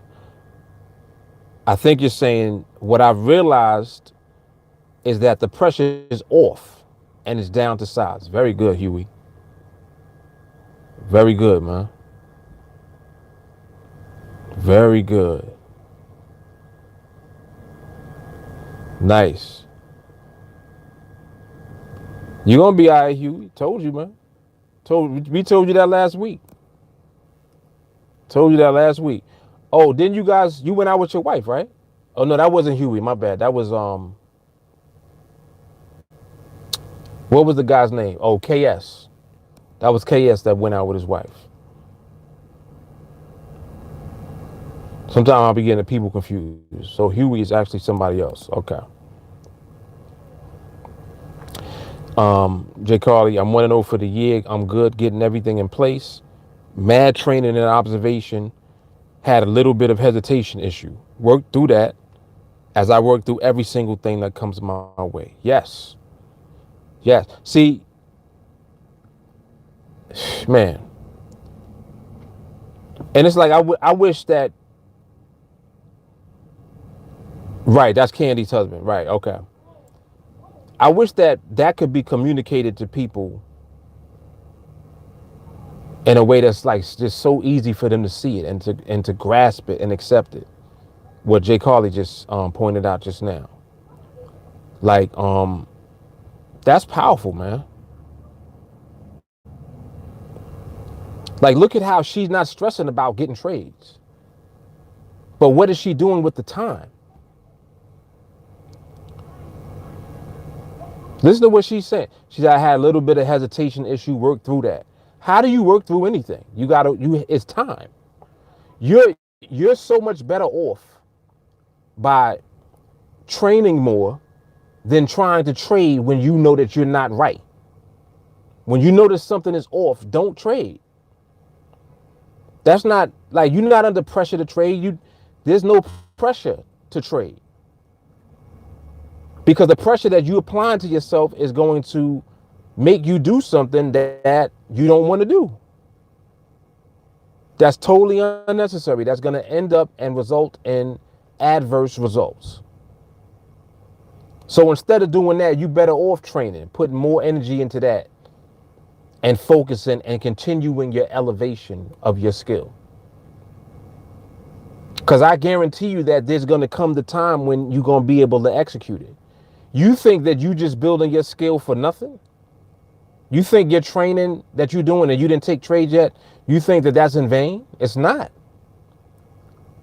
You putting in more work now before you trade.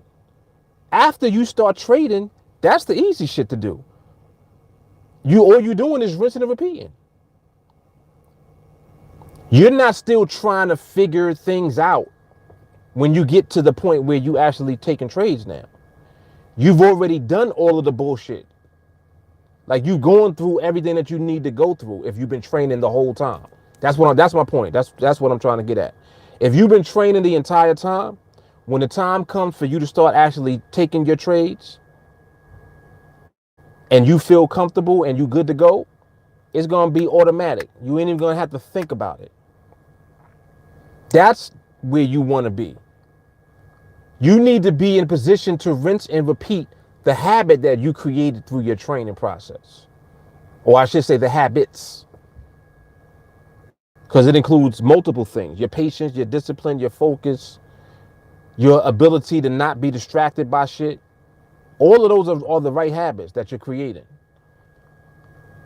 That's time well spent. All of that time that you spend doing that, it's gonna pay, man. It's gonna pay. Like, don't think that you're doing it for nothing. I don't know why people think that. Like, some people think that. They think that, oh, well, you know, I've been training now for 3 months, so I think it's time for me to open up my live account. Why? If you tell me that, it's not time. Because you didn't set it off and say, you know what, I'm ready to go live. You said, well, it's been 3 months, so I think I'm ready to open up my live account. That means you're not ready. Plain and simple. That's how I know that you're not ready. Just by how you talk. So you're gonna like reveal, you know what I'm saying? You're gonna expose yourself. And if you do expose yourself and I hear you do that, I'm going to help you by letting you know that you're not ready. You need to continue to create the right habits and have those habits really become habits. Like 301 is a habit. 301 is not an option. You're not doing 301, you're not doing nothing. That's every day. The same way you wake up and go take a shower. 301. Automatic. You don't gotta think about it. But anyway. Shahara said, Jay Carly, stay in the course, that's the plan. Come on, man, all day. There are times that I worry a little bit because of some things I'm going through, but that's what caused me problems before. I had to really learn that the market can't solve your problems by trying to get there. It's going to come when it does. Then I can fix the problems.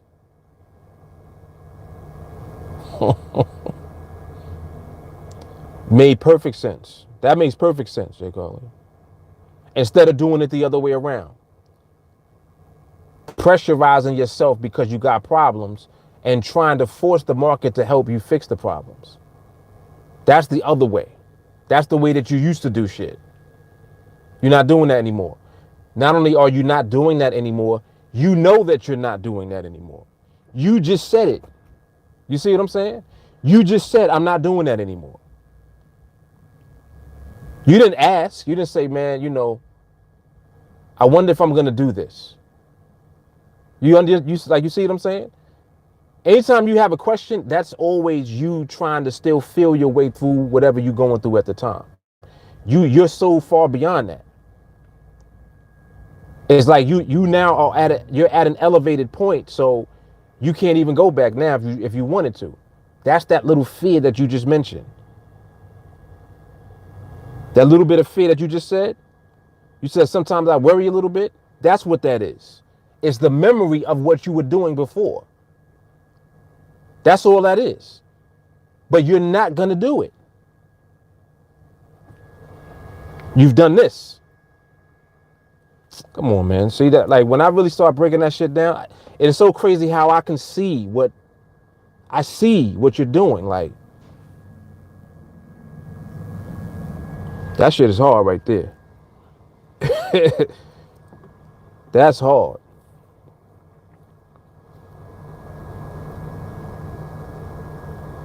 Joseph said, my plight is being anxious, knowing what to do, but going against my better judgment. I'm in my own way. Ooh. Man, oh man.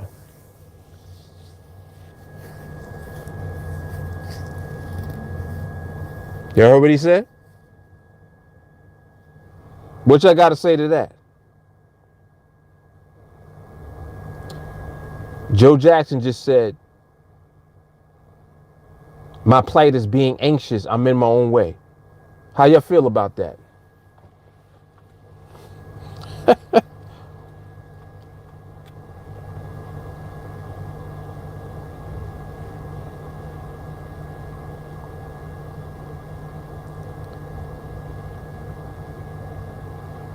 Jay Carly said, I had so many things to work through.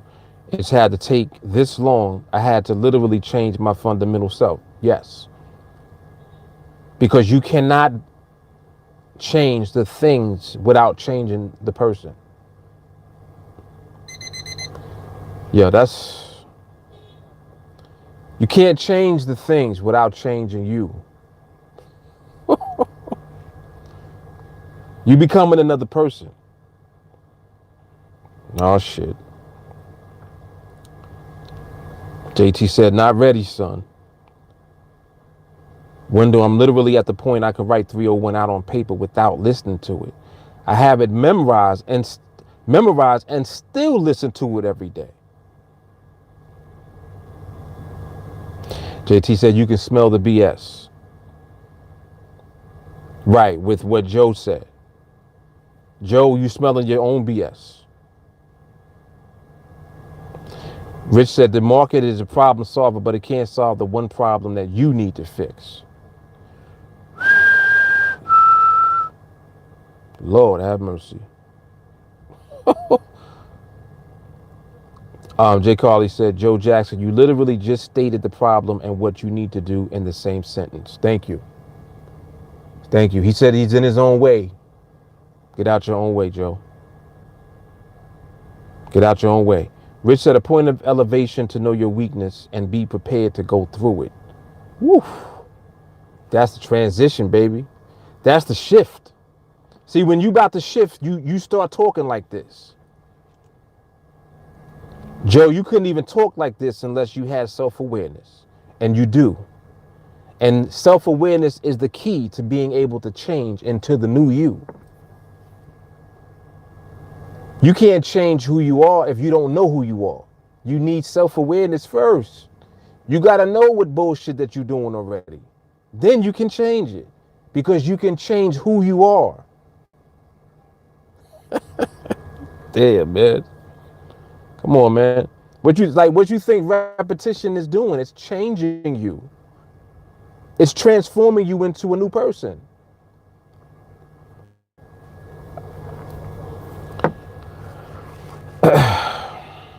Chicago, you're the problem that you need to fix. Huey, my habit now stops me from taking unnecessary trades, and the habit now only looks for the best trade. Otherwise, I'll wait. Yes. Yes. Come on, Huey. He says, I can't believe I can't even take stupid trades because my habit is stopping. Yo.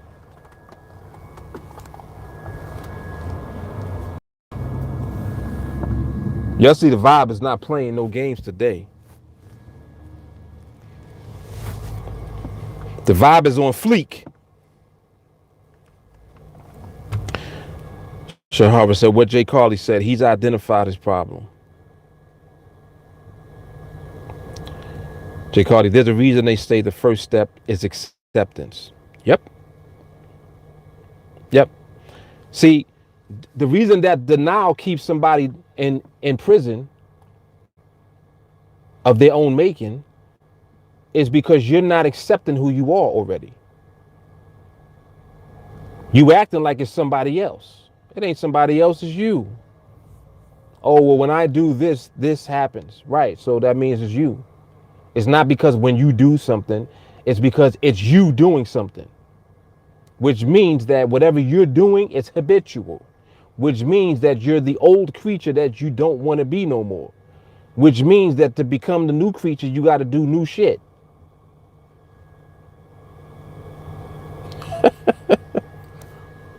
Oh, shit. If you're in denial about what your problem is, then you'll never find the answer.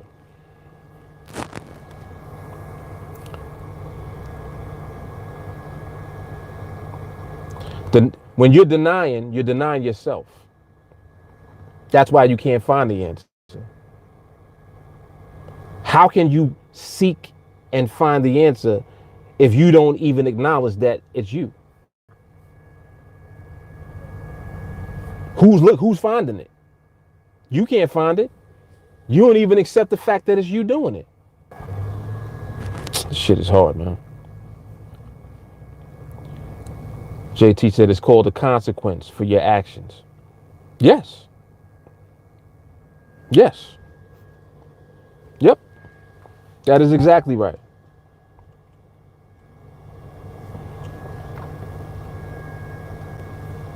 Shit's crazy, man.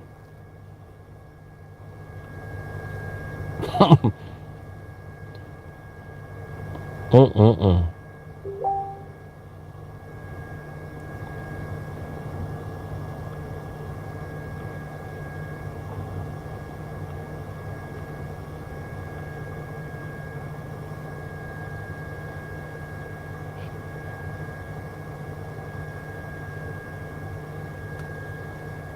Yep, I knew this was going to be a good dialogue.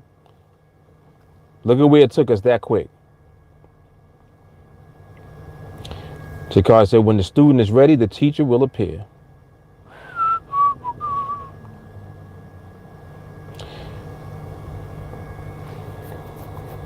Guess who the student is? And guess who the teacher is?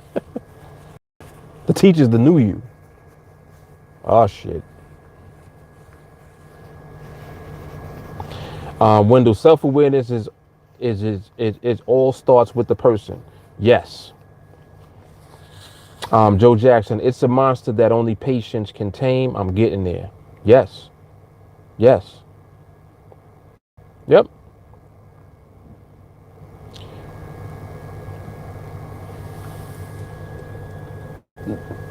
The biggest thing that ever happened to me personally was when I began to understand being accountable and responsible for everything that I'm doing.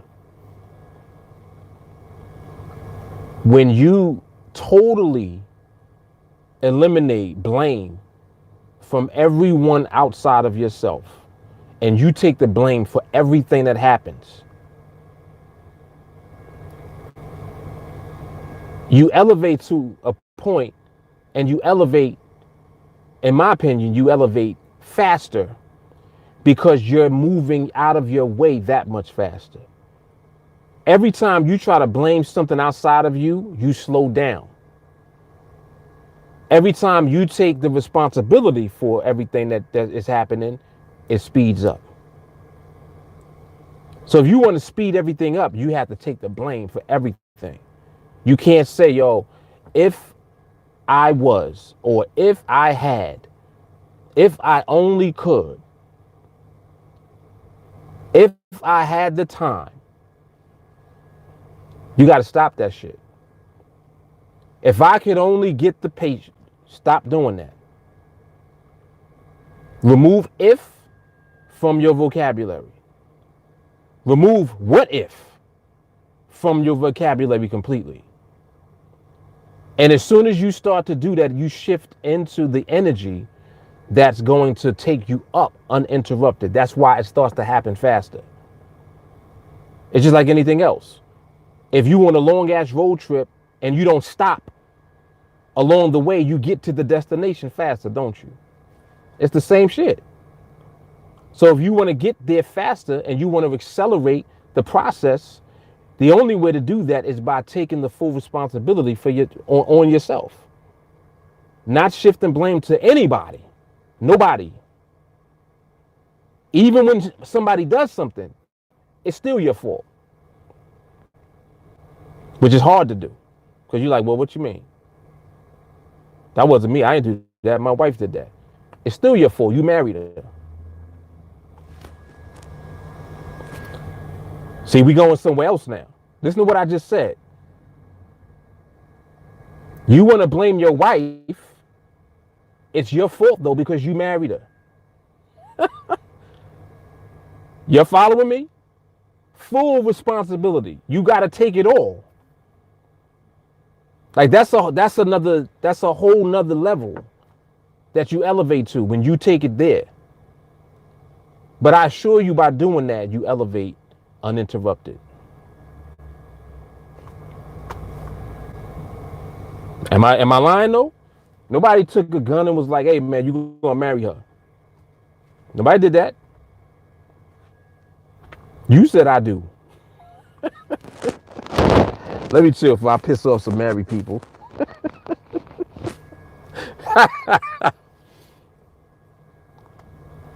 Oh, shit. When you read books about learning something new, it says to attempt to succeed without guidance. If you can't make it work, you search out someone that is already working it. Bow. Jay Carley, take a deep dive into the study of all the universal laws. You really open yourself up to an entirely new life. Yes. What if it was a fifth? We could all get drunk. Ernest burned the ships. He said, no, let's not go down that road. I know you talk about the marriage shit. Jay Carly, I let go of the bullshit. I thought I couldn't live without, made peace with it. And then my life literally changed almost overnight. Tell him, Jay Carly. Come on, man. Y'all better listen to this shit. Huey said, love is blind. Love is blind, but you ain't blind. Shit. Again, don't blame it on love. What you gonna say? Oh, love made me do it. Nah. You still have the choice to make. It's your choice. Nah, man. Nope. So anyway you want to slice that one up, you are choosing, period. Any way you want to slice it up. Love is blind, love ain't blind, however you want to see it. Bottom line is you ain't blind. You still making the choice, so you choosing either way.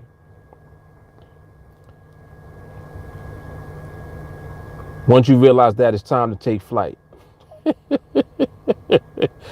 Ernest said love is not blind, it's stupid. Oh, man. Joe Jackson, each choice made has a following of circumstances, good, bad, or indifferent. Yes, that's what it is. See, the thing about it is that if you actually think about what you're doing on your journey throughout what we're doing, this is why this is life lessons, because the same way you got to deal with the market is the same way you got to deal with yourself. What do I always talk about we do with the market? What do we do with the market? We accept what the market does. Yes? Who determines what goes on? The market does. In your life, who's determining what's going on? You. Not consciously through, oh, do this, do this, do this, and do this. You determine what goes on through your choices. Come on, man. Think. Your choices are creating everything that happens around you. Every day, all day. That's why you the market. The market is a mirror. It's showing you yourself. That's how you act.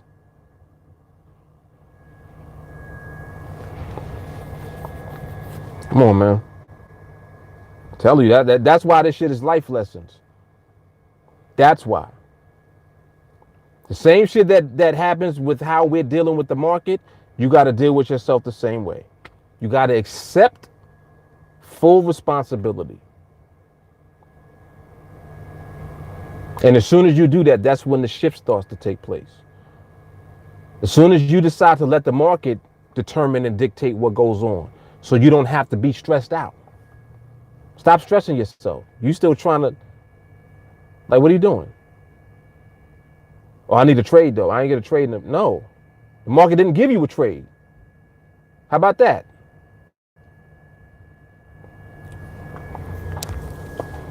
Just saying, man.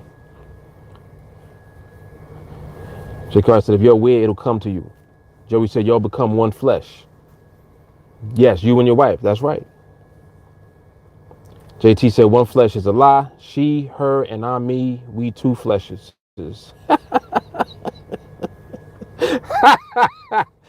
Yo, that is funny. See, the one flesh is an ideology. That is the intention of what marriage is supposed to be. Unfortunately, that's not what be happening. What be happening is more like what JT said. We two fleshes. Shit, I got my money, you got yours. Right? I'm just saying. And I mean, like, there's degrees. Like, like, people always want an absolute answer to everything. There isn't. The answer to everything is that there is no answer to everything. That's the answer. It's about shaping your experiences so that you can create happiness in life. That's it. Figure it out. Half of us don't even know what the fuck we want. You don't even know what you want yet. So how are you supposed to be happy? You don't even know what you want yet. What do you want? Come on, man. Like, what do you want? You gotta ask them. You gotta ask these questions. Sit down and just one day, just be quiet and just ask yourself, what do I want? And really start thinking about what you want. What's gonna make you happy in life? Because you need fulfillment of whatever that is first. This has nothing to do with your spouse yet. Your spouse is not the one that can give you that. Only you can give you that. And if you don't have happiness yet, and you with somebody, it makes it harder to find it now.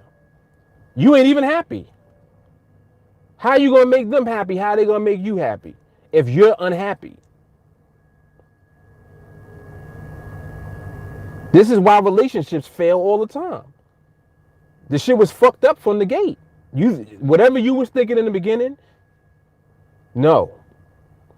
You ultimately did not have your happiness solid. It has to be solid so that it can't be broken up. You know how much shit you're going to go through that's going to test you and test your relationship and all type of shit? It's mad shit. It's the equivalent of how the market moves. When you look at the market, you just be like, yo, the fuck? What is the market doing?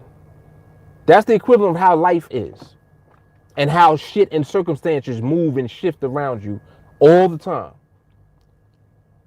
Now you see why it's so easy to see that the market literally is like a mirror. This is exactly what life is like. Just look at it. So look at what we're doing with the market. The way that we're dealing with the market is we're accepting everything that the market decides to do. And we're waiting for the serenity and the peace to come from the market so that it gives us what we are there waiting to receive. Come on, man. Come on. So literally the same market that's chaotic and crazy and insane and doing all this extra shit, you learning how to totally put that to the side and ignore it so that you remain stress-free and happy over here in your corner while all of this other shit is going on, right? And as soon as the peace comes from it, boom, it gives you the peace, you receive the peace, and y'all are one. All other times the market is doing whatever it's doing and you're not engaging with the market. You just observing. You're looking. Like, no, that ain't it. Nope, that's not it. Next. Nope, next. Nope, next.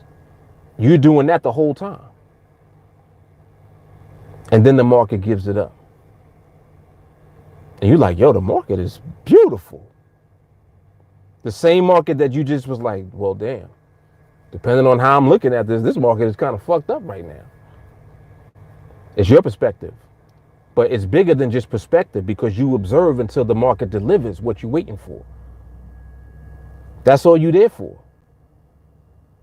You're there to be on the good side of the market when it gives it up. So this is just how I look at shit. This is how I see things. And it's very clear to me. But again, the key is always starting with you and accepting responsibility and being accountable. You got to do that. If you try not to do that, you already fucked up. So I'll just leave it at that. You know, and people don't like that. Like, people like, nah, man, it ain't me. It is you. It is you. And you can change everything. Like, nobody's forcing you to stay either, like, in a situation. You can change. If you want to get out of the situation, get out of it. If it's making you that unhappy and it's toxic, you need to go. Think about it. The same way that not being patient is toxic. You keep taking the same stupid ass trades all the time. Like, why do you keep taking these trades? Man, I got a muscle memory of doing this shit. All right, so we need to work on your muscle memory. You need to undo that shit. Well, how? Stop doing it. Like, stop. That's the first thing. Stop. When you don't know what to do, stop first. Stop doing everything. That's the first step. Then eventually the clarity will come. Once you get the clarity, you keep repeating the clarity. That's the repetition. That's training mode right there. Next thing you know, now you create a new habit. Old habit is still there, but you suffocating the old habit. When you suffocate the old habit, it's there, but it becomes dormant. It's like cancer in your body. It's there, but it's dormant. It's not killing you. Oh boy.